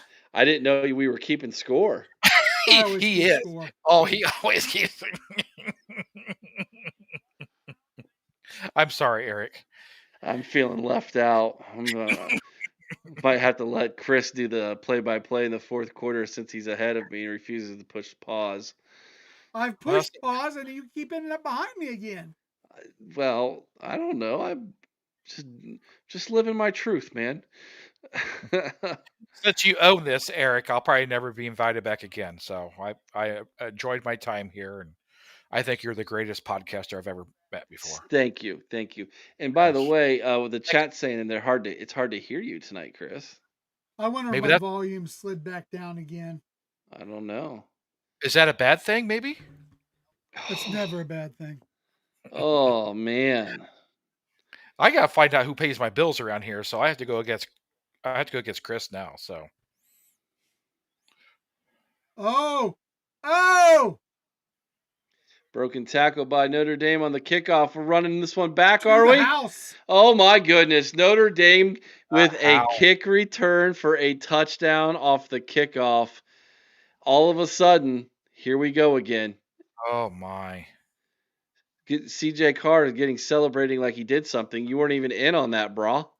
That was all special teams there. Notre Dame back up 27-24. Will they go for 2 now? Of course they shouldn't. They should kick the extra point and go lead by 4. Thank you. All right. Is that better with the sound, guys? Oh yeah, Oh, much. The computer did that thing where it slid itself down again. Yeah, you're coming off pretty loud right now, don't you think? a little bit. I'm not loud. I'm never loud. What'd you say? I couldn't hear you. Right? Oh.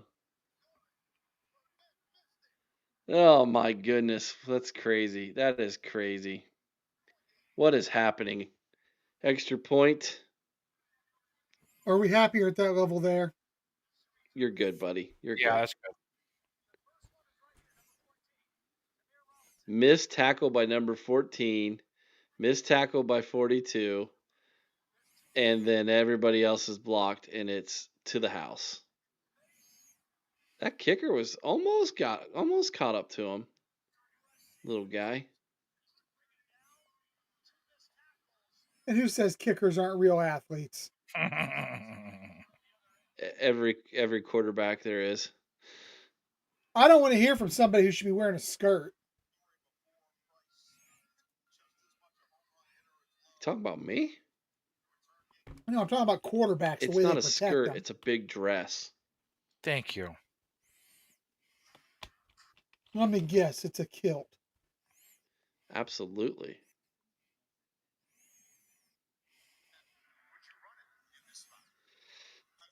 Did they miss the extra point or something? What's going on? I think they went. Did they go for two? And I don't know. Someone have to update us what happened.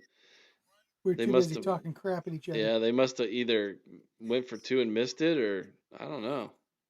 Here, I'll find out. Here, let's see. USC's turn to try to return when they get back to the 23 or 24, and that's where the Trojans will take over.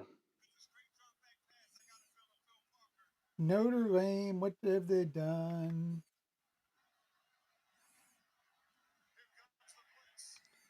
Good old high school Friday night lights, baby.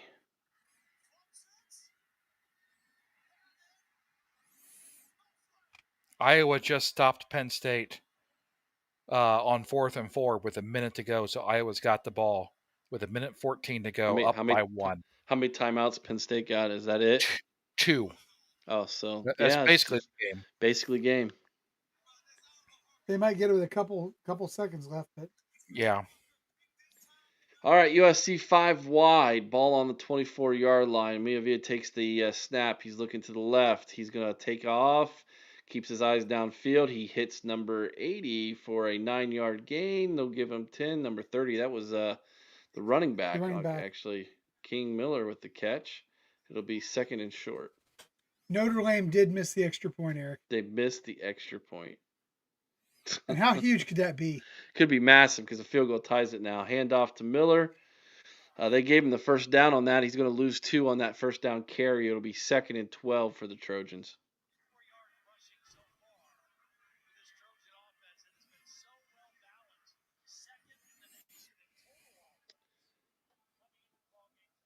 The lens is a little wet. Looks like it might be raining slightly harder. Chris Ash always looks like it's raining hard no matter what, though. It could be 70 and sunny. He's squinting like it's raining. I'm surprised that he's calling the game from the field, not up in the press box. I'm a little surprised by that. He used to be up in the press box with Ohio State. 3 receivers to the top, 1 to the bottom. They're going to hand it off to King Miller again. He goes to the right, cuts in. He's going to get 3 yards back. It'll be 3rd and 9. Interesting call on second down on a 2nd and 12 to run it again. Yeah. 3rd and 9. Makes me wonder if the rain's picked up. CJ Carr looks like Garrett Stover a little bit. Look at past his brothers. 3rd and 9. Snap goes back. Looks to the left. Back to the right. That ball is caught. That's a first down right at the first down marker. Maybe depending on the spot. First down Trojans. They already signaled it.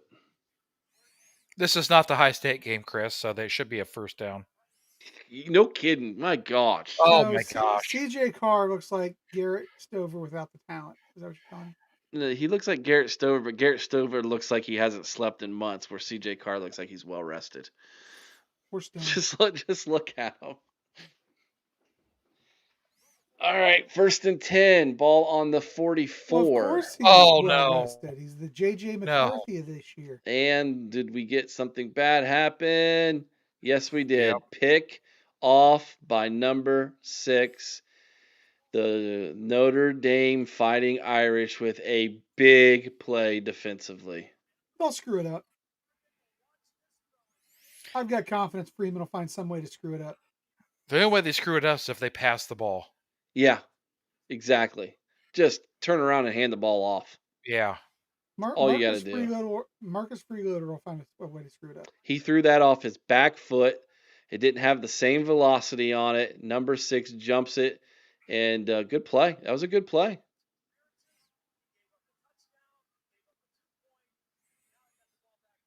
Number 8 didn't really try to defend it though either. I'm He just not sure kind of about was what that like, was. kind of just gave up on the route a little bit.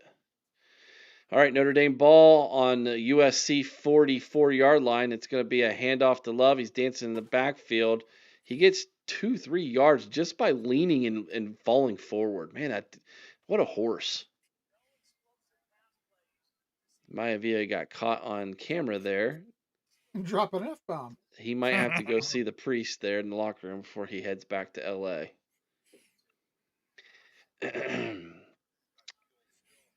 Clock is ticking. We're just over a minute before the end of the third quarter. It's going to be 2nd and 8 for Notre Dame. I'd call it 2nd and 7, but more like. And that ball is caught for a first down. That might have been the best pass he's made all night right there. That was a pretty good pass to Will Pauling, former Wisconsin Badger Will Pauling, with that catch. Kind of feel like Luke Fickell could have used him this season. 1st and 10 now on the USC 32-yard line. 2 receivers top, 1 bottom, tight into the right. So is Love, and it's going to be a handoff to Love. He waits, sees the hole, hits it, give him 5. With Wisconsin's and play calling, more pushing, more shoving. Love got away with another punch, guys. Yeah, this game, the refs really make me feel like this one's been in the bag. I mean, there's no stoppage. We're just going to keep right on playing like nothing happened. Penalizing these guys for nothing.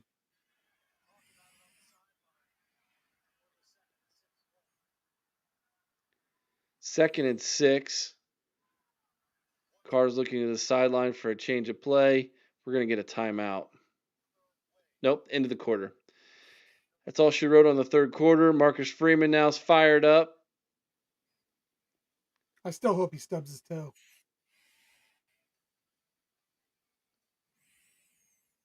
I love it. What a game so far. Fun game. Alabama just scored again. Looks like they're going to go up 30-14.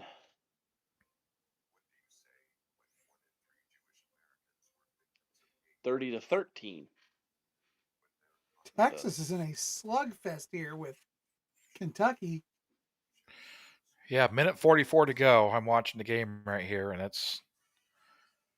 Texas does not look good. Halfway through the third quarter, BYU's beating Utah 10-7. And we got 35 seconds left in the third quarter, and Auburn, the Tigers lead the Tigers. The Auburn Tigers lead the Missouri Tigers 14-10. Missouri's got the ball, looks like, at the 25-yard line. To save on confusion, we'll just call them the Fighting Skeeters. Yeah, old Skeeter, my boy Skeeter. I loved him some Missouri Tigers. Hey, did Clemson lose today? Yes, they did. Yes, they did. They could. That's another coach I can't stand. Dabo Sweeney. Yeah. Look at everything I've done. You should love me. I'd take him over Freeman. You know, Wolfie mentioned Pat McAfee earlier, and during when we were running for the championship last year, I actually turned on to that broadcast with Pat McAfee and watched the game with their commentators. Absolutely loved it. Well, it was I him thought and they were AJ Him and was on with AJ him, wasn't Hawk the he? AJ Yeah. and Hawk. yeah. I thought that was the best. You know, I actually like Pat McAfee. I think he's very entertaining. Um, Fox trying to cash in on Portnoy as their version of Yes. McAfee. It doesn't work because Portnoy has no clue about the game of football. No. He is completely ignorant to anything associated with the game of football. We've said it before. I'll say it again. He knows pizza and trust funds. That's what he knows. That's what he should stick to because he just makes himself look like a dumbass every time he gets out there. Is it a final from Kinnick? It is. It is. Penn State has lost 4 in a row. Penn State and Clemson were the preseason favorites to win national championships, and they both have lost 4 games, and we're only slightly over halfway to go in the season. And they said this is Penn State's best team they've had in a long, long time. Well, I said it before. Once this all went down, Penn State is going to be lucky if they make a bowl.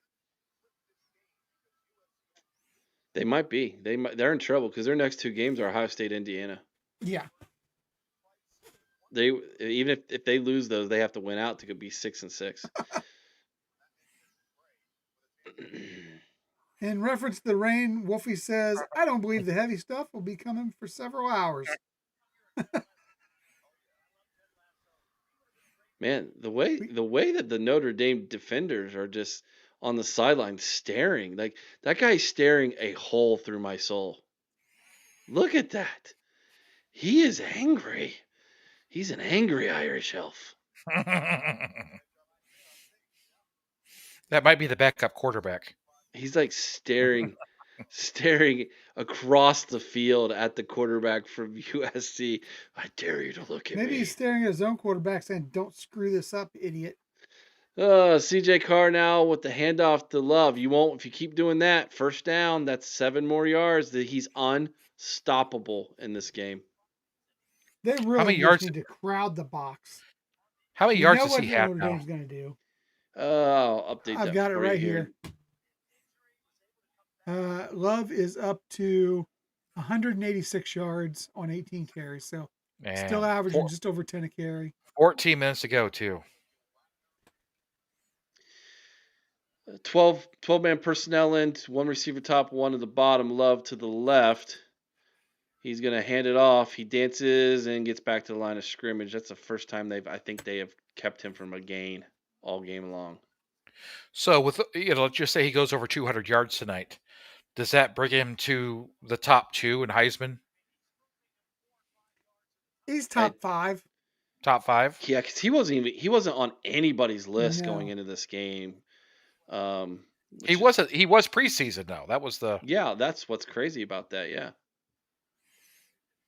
Well, we all know, sadly, the Heisman is nothing more than a quarterback trophy anymore.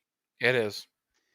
First and goal from the 19. Handoff Love. He goes to the right side following his blocker. Give him 5, 6. Forward progress is going to give him 6 yards. It's going to be 2nd and 4. And Maiavia's got to feel like, what can I do at this point? The rain is coming down harder, guys. You can definitely tell now. Suck it up, Buttercup, and get out there and do better next time. I don't know.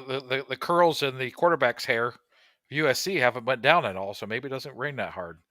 They're obviously under their tarp benches, things that they have, but yeah, Mangoes, you're absolutely right.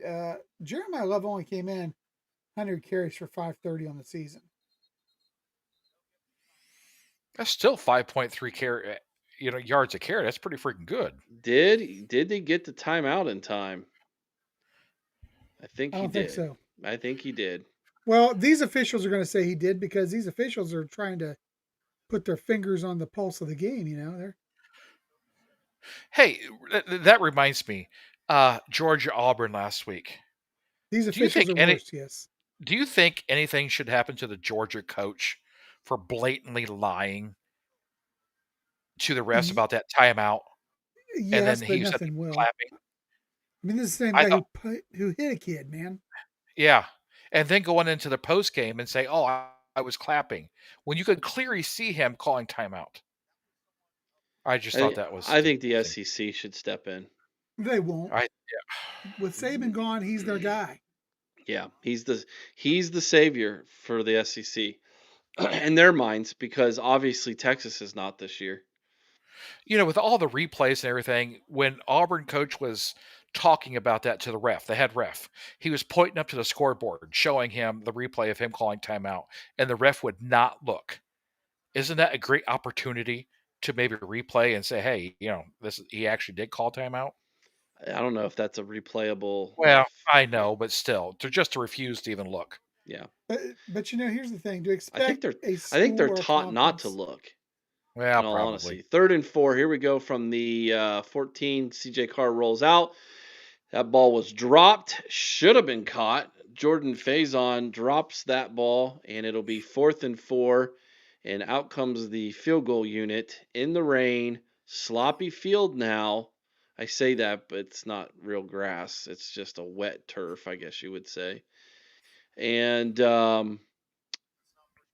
Notre Dame can go up by 6. I don't know, man. Kicking field goals in a game like this when the weather starts raining like this, I always worry The other about thing is, what's the kickers wind at slipping. right now? Because we don't have a wind reading right now. Oh, geez. Okay. Well, probably a little bit to do with that. And he missed He it to the missed it. left. Boy, Boggsy called that one. Did he slip? Didn't look like he just. I don't Oh, think so. I think he just biffed it. He But went very gingerly up to it though, didn't he? yeah. He was trying not to slip. Going back to text. what you guys were talking about, though, real quick, if I could, to expect a conference or a team to take action nowadays, it's just not going to happen. The NCAA didn't take action against Michigan. The SEC took no action against Kirby when he hit that kid. They're not going to take action against him for this. Notre Dame, if they were had half the integrity they like to say they do, would do something to Jeremiah Love after this game for throwing 2 punches. They're not going to because he's their golden stallion. He's the one who's going to take them to where they want to go. So to expect anything as far as integrity or doing what's right out of any coach or conference right now is just a pipe dream. Did the Michigan ruling sour you quite a bit on that? Absolutely, because the NCAA came out and said, listen, we know they cheated. This is what's supposed to happen, but we're not going to do it because we want to save our TV deal. Yeah. Jeremiah Love, 20 carries, 192 yards, 9.6 yards per carry, 1 touchdown. How do you not just continue to put the ball in his breadbasket and say, go win me the game? As much as Chris Ash gets a lot of heat from the Notre Dame fans about those first 2 games and the defense's inability to stop anybody in those first 2 games that Notre Dame lost, I feel like this game, it is not this defense and Chris Ash's fault in this game right now. I put this in the play calling of the offense. Why you're not running away with this thing? Statistically, Notre Dame should have at least a 2-score lead, at least, and they don't have it because it's like, well, we got to stay balanced. Kind of like the Ryan Day argument. We need to stay balanced. Why? You don't have to. Just No. because you think philosophically you need to doesn't mean you have to. You do what you need to do to win the football game. If that means you throw it 70 times, you throw it 70 times. It means you turn around and you hand it off all game long. That means you turn around and you hand it off all game long. Crazy to me sometimes how these guys get in their own heads sometimes. Just keep doing what works.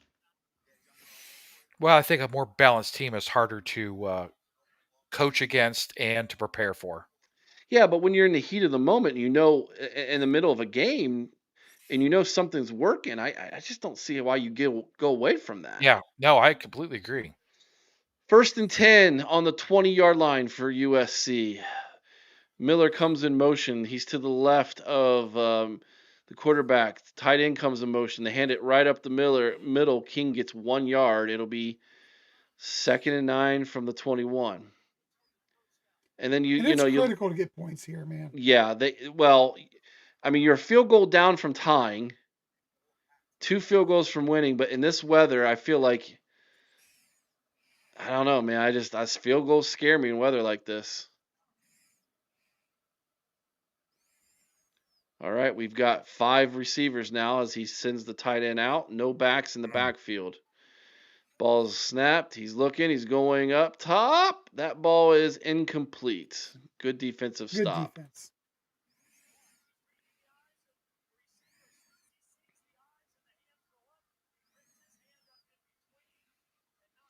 It'll be 3rd and 9. I don't know if that was much good defense or just bad catch. I run it off his freaking helmet. Right Doink. off his helmet. Can't look up into the rain, apparently. Does it not rain in LA? Come on, boys. Second, UCLA 3rd down and 9. Miller goes out, comes back in motion. Now it's to the left of Maivia. 3 receivers set. They got the tight end to the right. He's looking at the top. Now looks straight down the middle. Plenty of time now going deep back up to the top. Wide open. Caught by number 6 inside of the 40 down to the 37-yard line. A little extracurricular push there at the end of that play. No worries. We're not going to call anything after the play. That's what the refs have determined here. What a pass, man. Wide open. Wide open.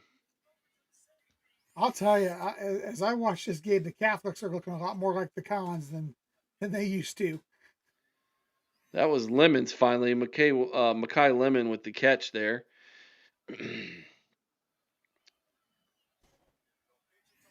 Pass. Jackson replaces Miller. Man in motion. Hand off to Jackson. Nope, this is a double reverse to Lemon.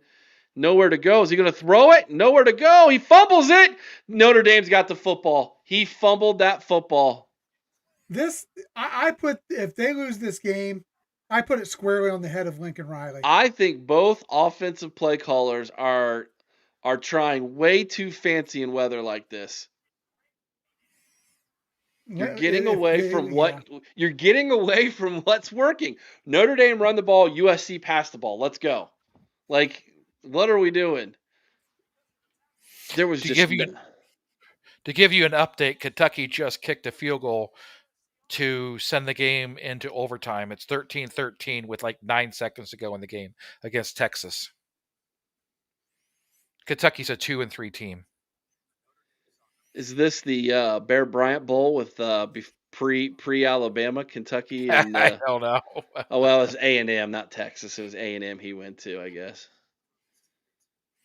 A lot of people don't know that Bear Bryant coached at Kentucky. I did not know that. Yeah. But you are the podfather. Maybe Lincoln Riley should go to Penn State. Yeah, Bear Bryant. Let's see. Let me look at his coaching resume here. He actually coached at Maryland first. I did not know that. UCLA back up by 4 on Maryland now with only 2 minutes left in the fourth. He coached at Maryland for 1 season. He coached at Kentucky for 7 seasons. A&M at 4 seasons, and then Alabama for 24 years to finish off his career. 323 wins, 85 losses, 17 ties, 15-12 and 2 bowl records, 6 national championships, 14 SEC championships, 1 Southwest championship. Was a 3-time coach of the year, the 12-time SEC coach of the year. He actually was an All-American himself, 3rd-team All-American in 1935, and a 2nd-team All-ACC in 1934 as a player. Anybody want to guess where he played college football at? And he played, where he played college football at. What conference? SEC.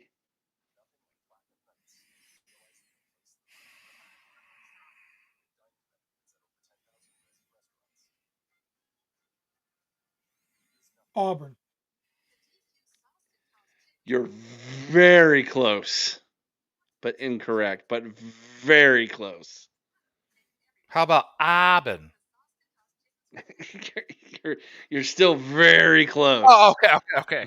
I thought you just had to say it differently. Sorry.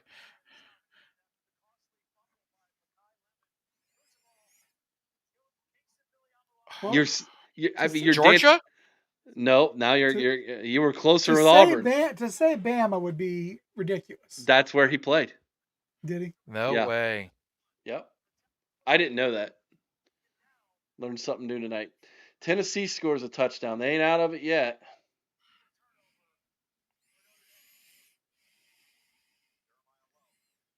Well, they stopped Love on that one. Oh, game's back on. My bad.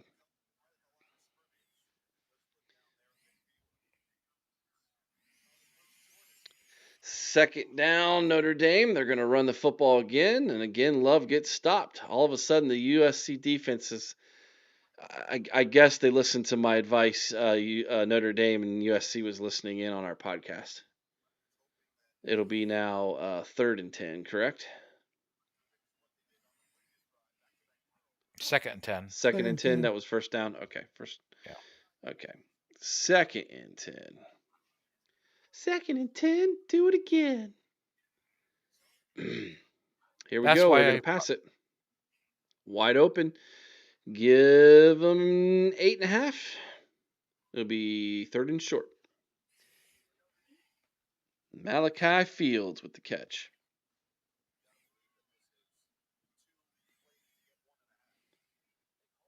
Big 3rd down here. Easy pickup. It should be. Just hand it off to Love.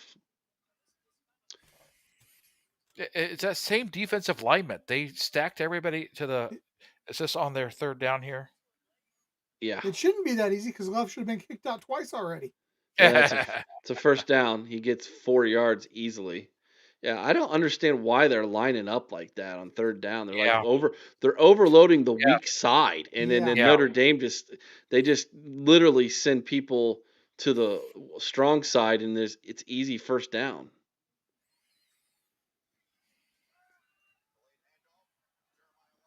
Nine and a half minutes to go in the game. Notre Dame with a 3-point lead. They're across midfield down to USC 36-yard line after USC fumbled the ball over to them.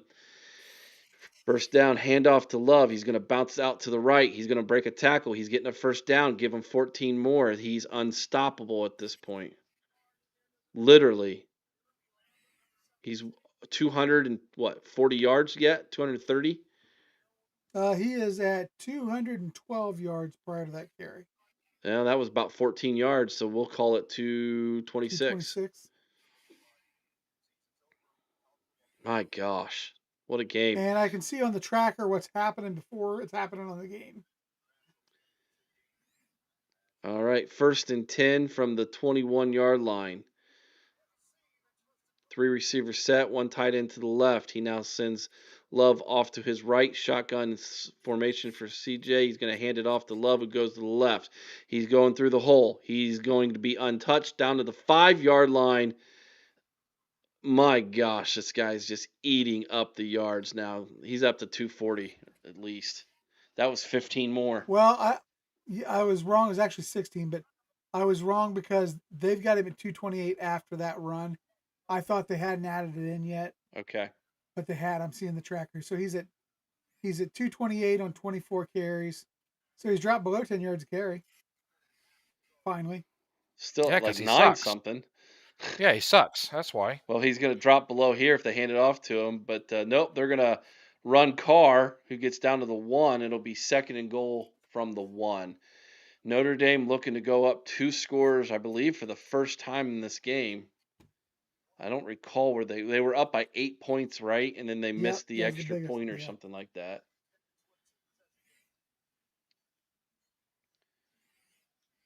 Seven and a half minutes to go. Notre Dame looking to try to go up by 2 scores in the rain in South Bend. That would be, I feel like it would put the game away. I really do.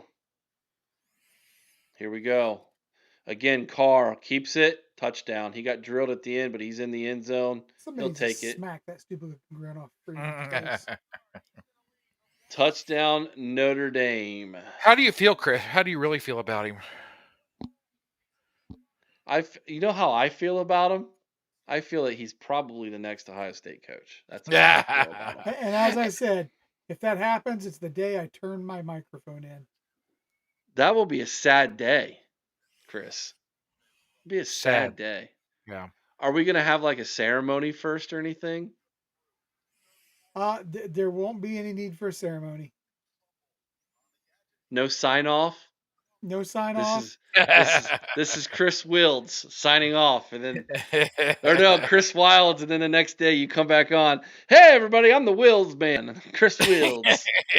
Nope. I said it before and I'll say it again. I cannot watch a team or root for a team that is coached by somebody who I don't respect. I would literally wouldn't root for somebody else. I'd stop watching. What other coaches do you not respect? Dabo Sweeney. Okay, why? Um, Think he's he's dumber than a conceited? box of rocks. You know, I mean, there's not many I don't have a lot of respect for. Kirby Smart, obviously, just because I think he coaches dirty. Did you like Urban Meyer before he became coach? I didn't really have an opinion on Urban Meyer prior to him becoming. Because he was I pretty thought, I mean, I cocky thought he and was a pretty solid dirty. coach. I thought he was a very solid coach. I didn't have a personal opinion of him. I'm with you, Mangoes.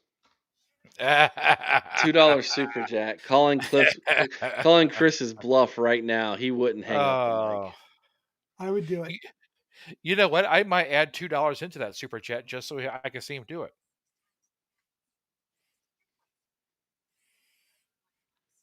You wouldn't give up what Eric's paying you anyway right now.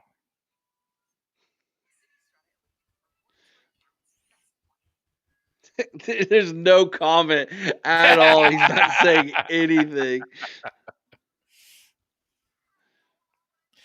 Quick question. Yeah, I don't like Dan Lanning either. But I don't despise him the way I do Freeman or Smart, to be honest.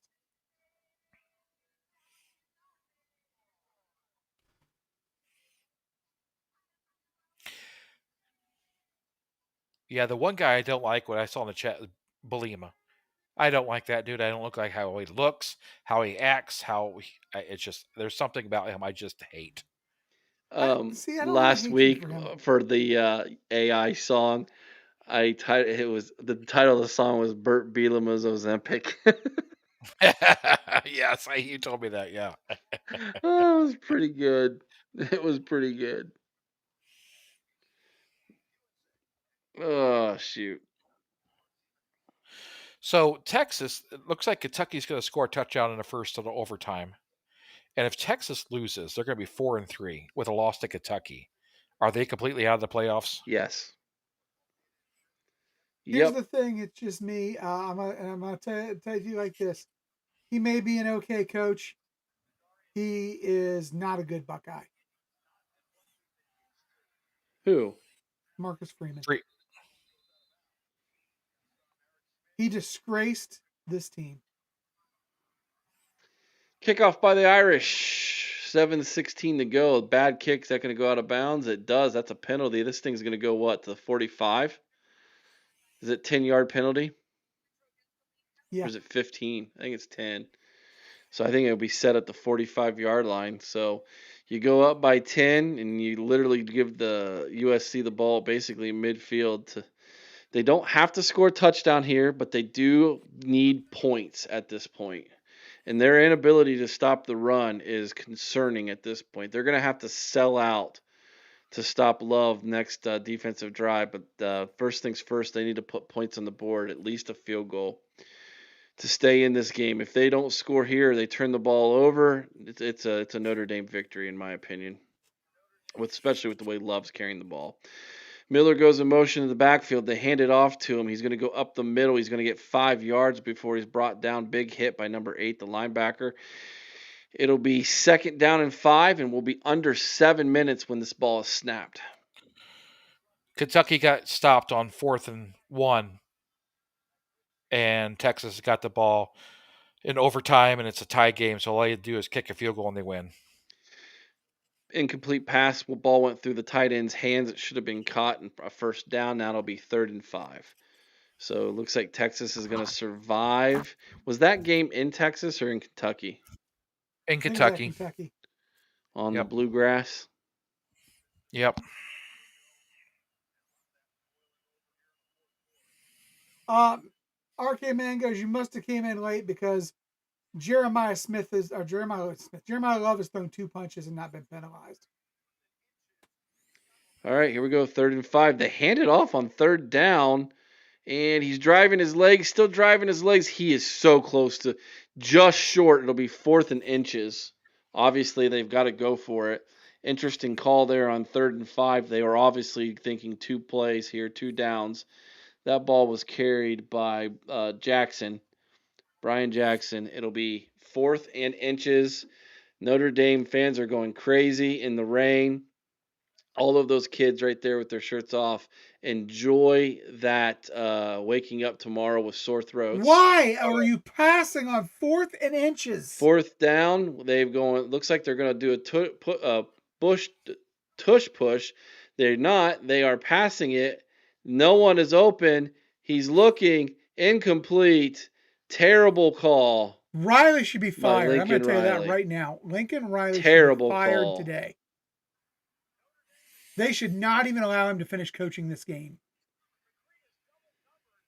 6:02 left. Notre Dame gets the football at midfield, and they could basically just turn around and hand it off to their running backs, and this is game. That was really, really bad.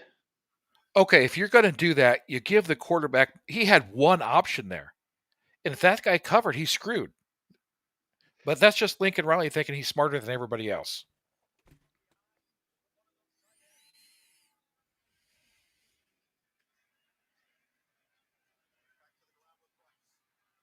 How many wins in a row over USC is this for Notre Dame? Anybody know? I want to say it's at least 4 or 5, isn't it? I don't know. There goes Price. Give them 10, first down. Clock's ticking. USC knows they're cooked. They're cooked. Is there a way we can give USC back to the Pac-10? Play the glorified Mountain West next year. I mean, I'd rather keep UCLA at this point. Did they play today? They had the day off. They did. They were beating Maryland last I saw. They were still playing. Oh, they were playing Maryland tonight, huh? Yeah. Was that game in Maryland or in LA? It was in in LA, I believe. And they're up 17-10. Maryland has the ball coming up on the red zone with 1:24 left. Ooh. What a turnaround for them. I didn't think they were going to freaking win 2 games this year. Here was Kennedy. Here was Kennedy's thought process. James Franklin takes the job at UCLA, the team that beat him that started the spiral after the Oregon loss. Franklin takes the job at UCLA and keeps that the offensive play caller, the blondie there. Neuheisel's boy, keeps him as OC and builds UCLA back up. Pretty good idea. Eric, it's just me wants to know if you're going to extend the stream to Tennessee and Alabama after the game's over here. I mean, I guess there's only a 1.5 difference. If it's probably close. Although Alabama's maybe about to put this thing away. Yeah, I was going to say if it's close. Well, it's 4th and 2 at the Tennessee 11. I'm going to have to go back and watch this BYU-Utah game. Every time I turn around, there's something crazy happening. Yeah, Texas just won. Yeehaw! I'm the world's biggest midshipman fan next week. Who's Navy play? Notre Dame? Notre Dame. That is not going to be an easy game for Notre Dame to have the turnaround after USC to try to then all of a sudden get prepared for that offense. He did, didn't he? You almost said Notre Dame. He did. He corrected himself. He didn't say it. He wanted to. Alabama He just knows. scored a touchdown. That game's over. They're up 17 again. With under 6 left, yeah. Yeah, that game's done. Stick a fork in Tennessee. They're done. Who do they have left? Tennessee. Because if that's their second loss, they're on the verge of becoming the next 3 loss. Do they play Texas at all? That'd be great. Tennessee still has Kentucky, Oklahoma, Oklahoma. Florida, Vandy. Vandy. Vandy might get them. All right. 4:27 to go. Notre Dame's going to turn around, hand the ball off again, run more clock. Of course they do. There goes Price. He dives for 10. He was stopped with 8 to go. He dives, gets the first down. These running backs are just... Is this the best pair of running backs in college football? They are tonight, that's for sure. I don't know of a better 1-2 punch right now in college football. Bo Jackson and Isaiah West. You're crazy. Maybe in a year. Maybe next year. Yeah. Not right now. No.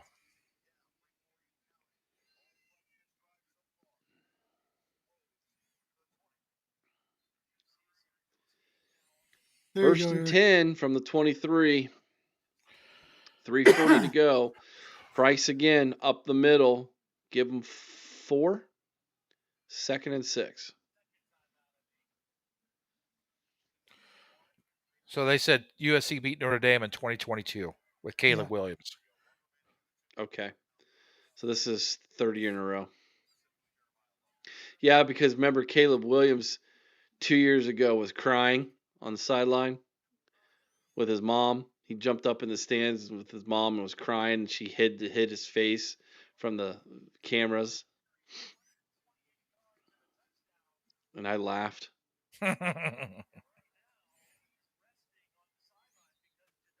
Man, these highlights of Jeremiah Love just running around through by. My gosh. Yes, Andre, that is that's his name, Isaiah West from Ohio State. True freshman, right? Maryland and UCLA tied 17 all, 40 seconds left. Oh my goodness. Overtime. Notre Dame dancing on the sideline. I'll never understand TikTok dancing. I don't get it. It just makes you look stupid. It does. And it looks like USC on a 2nd and 7 are going to catch them in the backfield, making it a 3rd and long. USC calls a second timeout. 1 timeout left. They're trying to keep this to a field goal. Another offensive lineman for Notre Dame goes down. That's the second one of the game. He's holding his knee. Yeah, I hate to see that.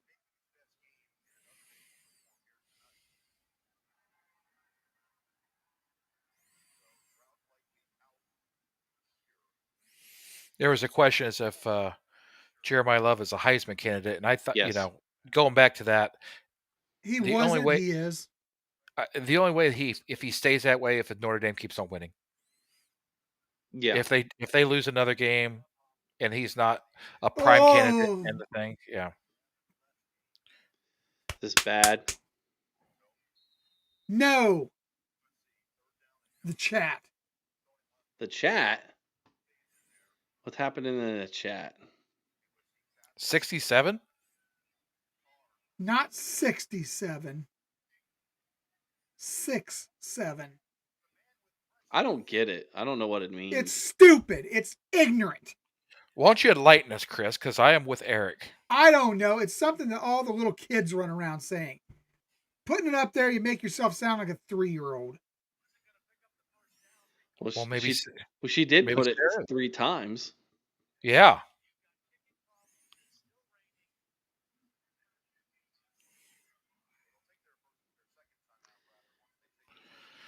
So what I shouldn't do is next time I come on here say I'm 6'7" Bart. There's a stupid little dance that goes with it too. Maybe you know what? Maybe me and Eric will do that 6'7" dance for you next week. 4th and 15 for the Irish. They're going to be waiting for the play clock to go down to 1. He calls timeout. 2:42 left on the game clock. There was a Coach Washington sighting there. Boy, he isn't. It's been a while since he's been. I've seen him. Former linebacker coach for Ohio State, right? Yes. Yeah.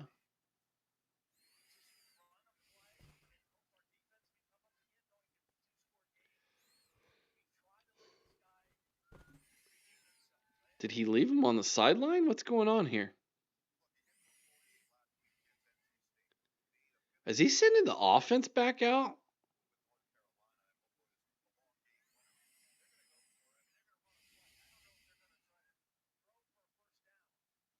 All right, what you doing here, Marcus?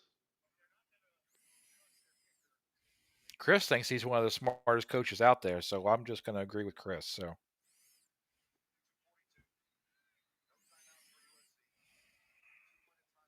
4th and 15. CJ Carr back out on the field. They are not going to go for the field goal here. This is an interesting call. It's kind of a long field goal. I guess he's just going to say, let's get as many yards as we can here. I just hand it off and get as many yards as you can. And what? Okay, are we just going to clap? What are we doing? All right, we're going to throw the football. Oh, throws it up for grabs. Incomplete. I'm with He you. almost got sacked. That's a stupid play. Now, I am going to take some exception here to this post. USC would have ran away with this game if the refs weren't hiding all game. You know, Notre Dame definitely benefited from the officiating in this game without a doubt. But off the trenches, they dominated. Notre Dame dominated the trenches. So I can't say that USC would have ran away with the game, but the game would have been different if the officials were doing their damn job. Absolutely.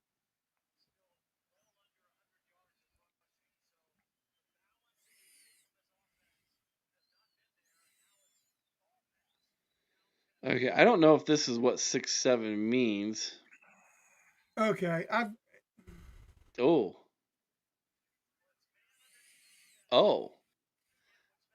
Okay. Little kids should not be saying this. agreed. You want to go to Urban Dictionary, Bart, and type in 6-7, and then you will find out on the second post of what it means. Why little children should definitely not be saying this.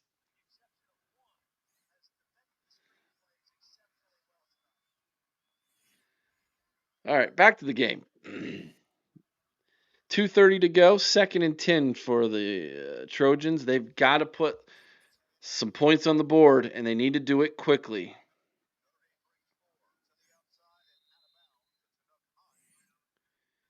Play clock down to 5. Are they going to call a timeout? They don't have one to give. They better get the snap off. They just do. And it is to the sideline. They'll get 3 yards out of bounds, and the clock is moving.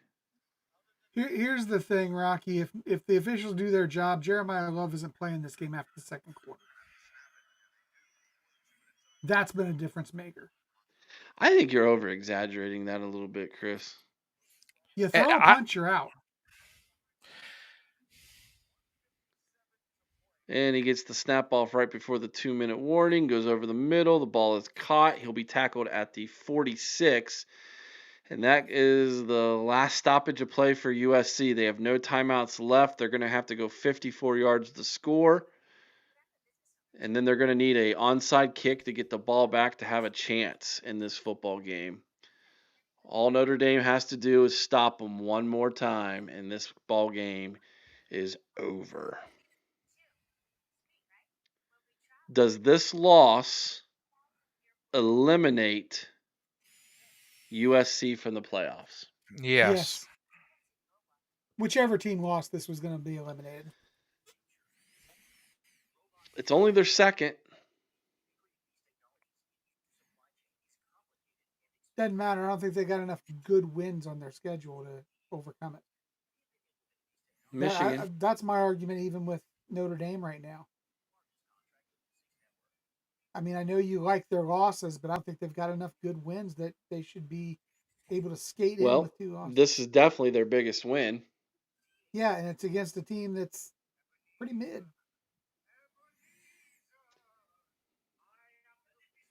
Chris, with I mean, the all-day podcasting award, he did the 10 o'clock call-in show, the 3:30 game watch, and the 7:30 game watch. This guy has got to be And I tired. was prepped to do the noon game as well. John, I tell you what, John, if you really want the full experience, down below is a link to our Patreon page. We actually watch the games together on Patreon. It's only $5 a month. If you like, go head on over there. Oh, we do all kinds of game watches and have a good time. We just are on YouTube tonight, and on YouTube, uh, I guess I could put a scoreboard on the screen. I tried it once before. No one really ever said anything, so but I definitely can do that in the future. But yeah, Patreon is where it's at, John. Wolfie, I've been up since 4 a.m. between 3 and 4 a.m. There is absolutely zero chance that I'm going to do the Hawaii game. It's starting in 30 minutes. The We're Rainbow probably lucky I'm Warrior still upright in my podcast. chair.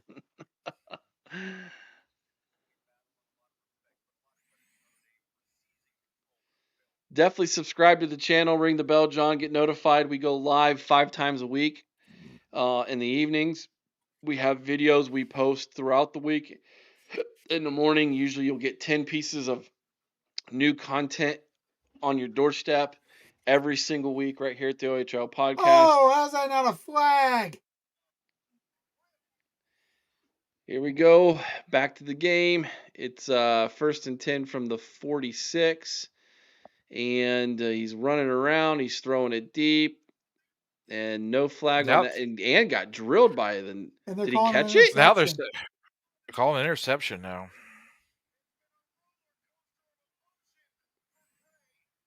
Looks like the refs got a little something from the collection plate tonight. Yeah, man. That was interesting. Let's see the replay here. That's the ball game if it's upheld. Well, it's not an interception. That's clear because it skidded across the ground. Yeah, I think you're But right. he definitely got there early.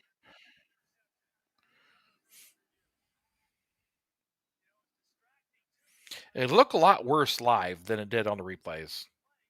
Yeah, that's definitely not an interception.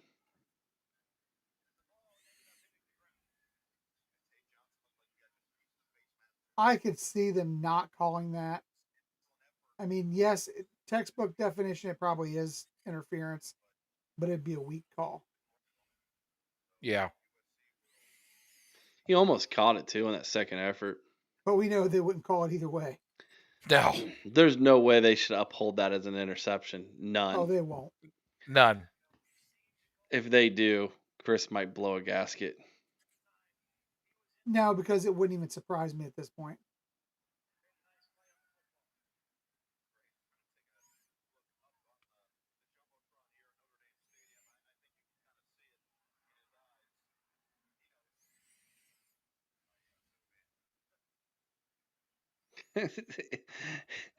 Little math lesson there from It's Just Me Team 79. Yeah.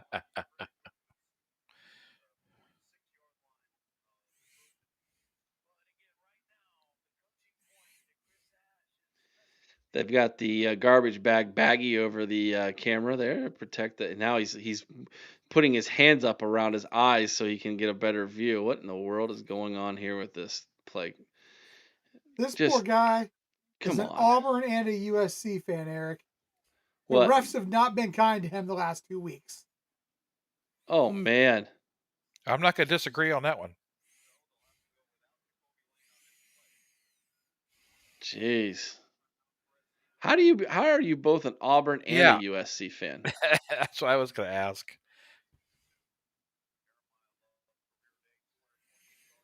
As a Notre Dame fan, cue the turn up.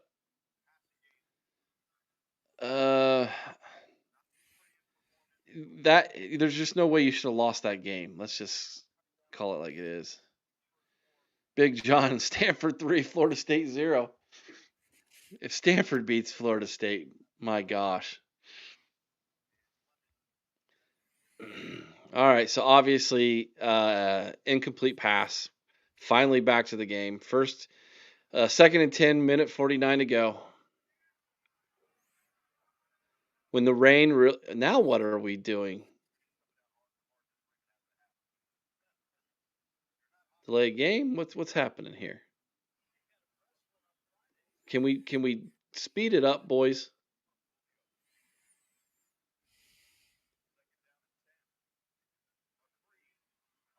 All right, here we go again. Try one more time. Second and 10, minute 49 to go. 20 seconds left on the clock. Here we go. He drops back. He's looking over the middle. He throws the tight end. Terrible play call. Broken tackle. He's going to get out of bounds. It'll make a 3rd and 3. Good thing he broke that tackle. Stops the clock at 1:43. It'll be 3rd and 3. USC did go on to beat Maryland. Or UCLA, rather, went on to beat Maryland 20-17.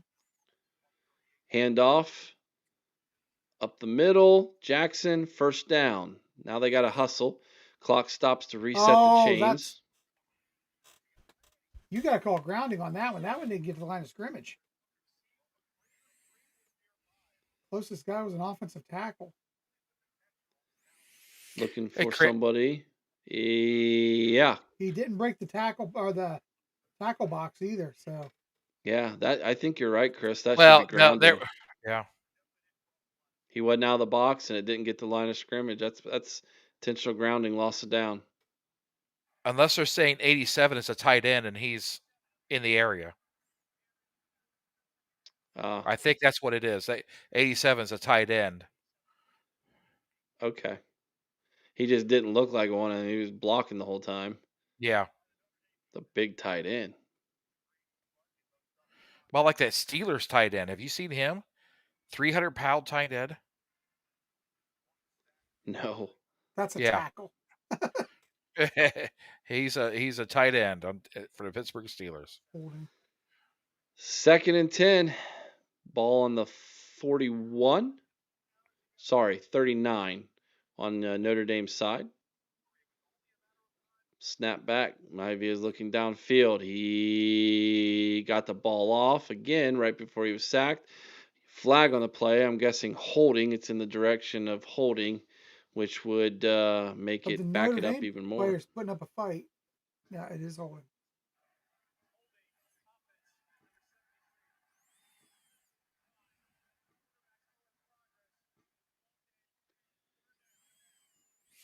Hey, Chris, are you worried any at all about playing USC? I mean UCLA. I don't know. I'd say I'm worried. I would say I think they're the toughest team left on our schedule. Even over Michigan? Michigan looked good today. Yeah. At times, but there was also times where Bryce underwhelmed. Oh, jeez, that's game. Where Bryce underwhelming couldn't hit a 1-yard screen pass or a 3-yard little screen pass. I mean, if you can't hit 1 to 3 yard screen passes, you're in a lot of trouble. Yeah. Interception by Notre Dame inside the 10 to finish this game off.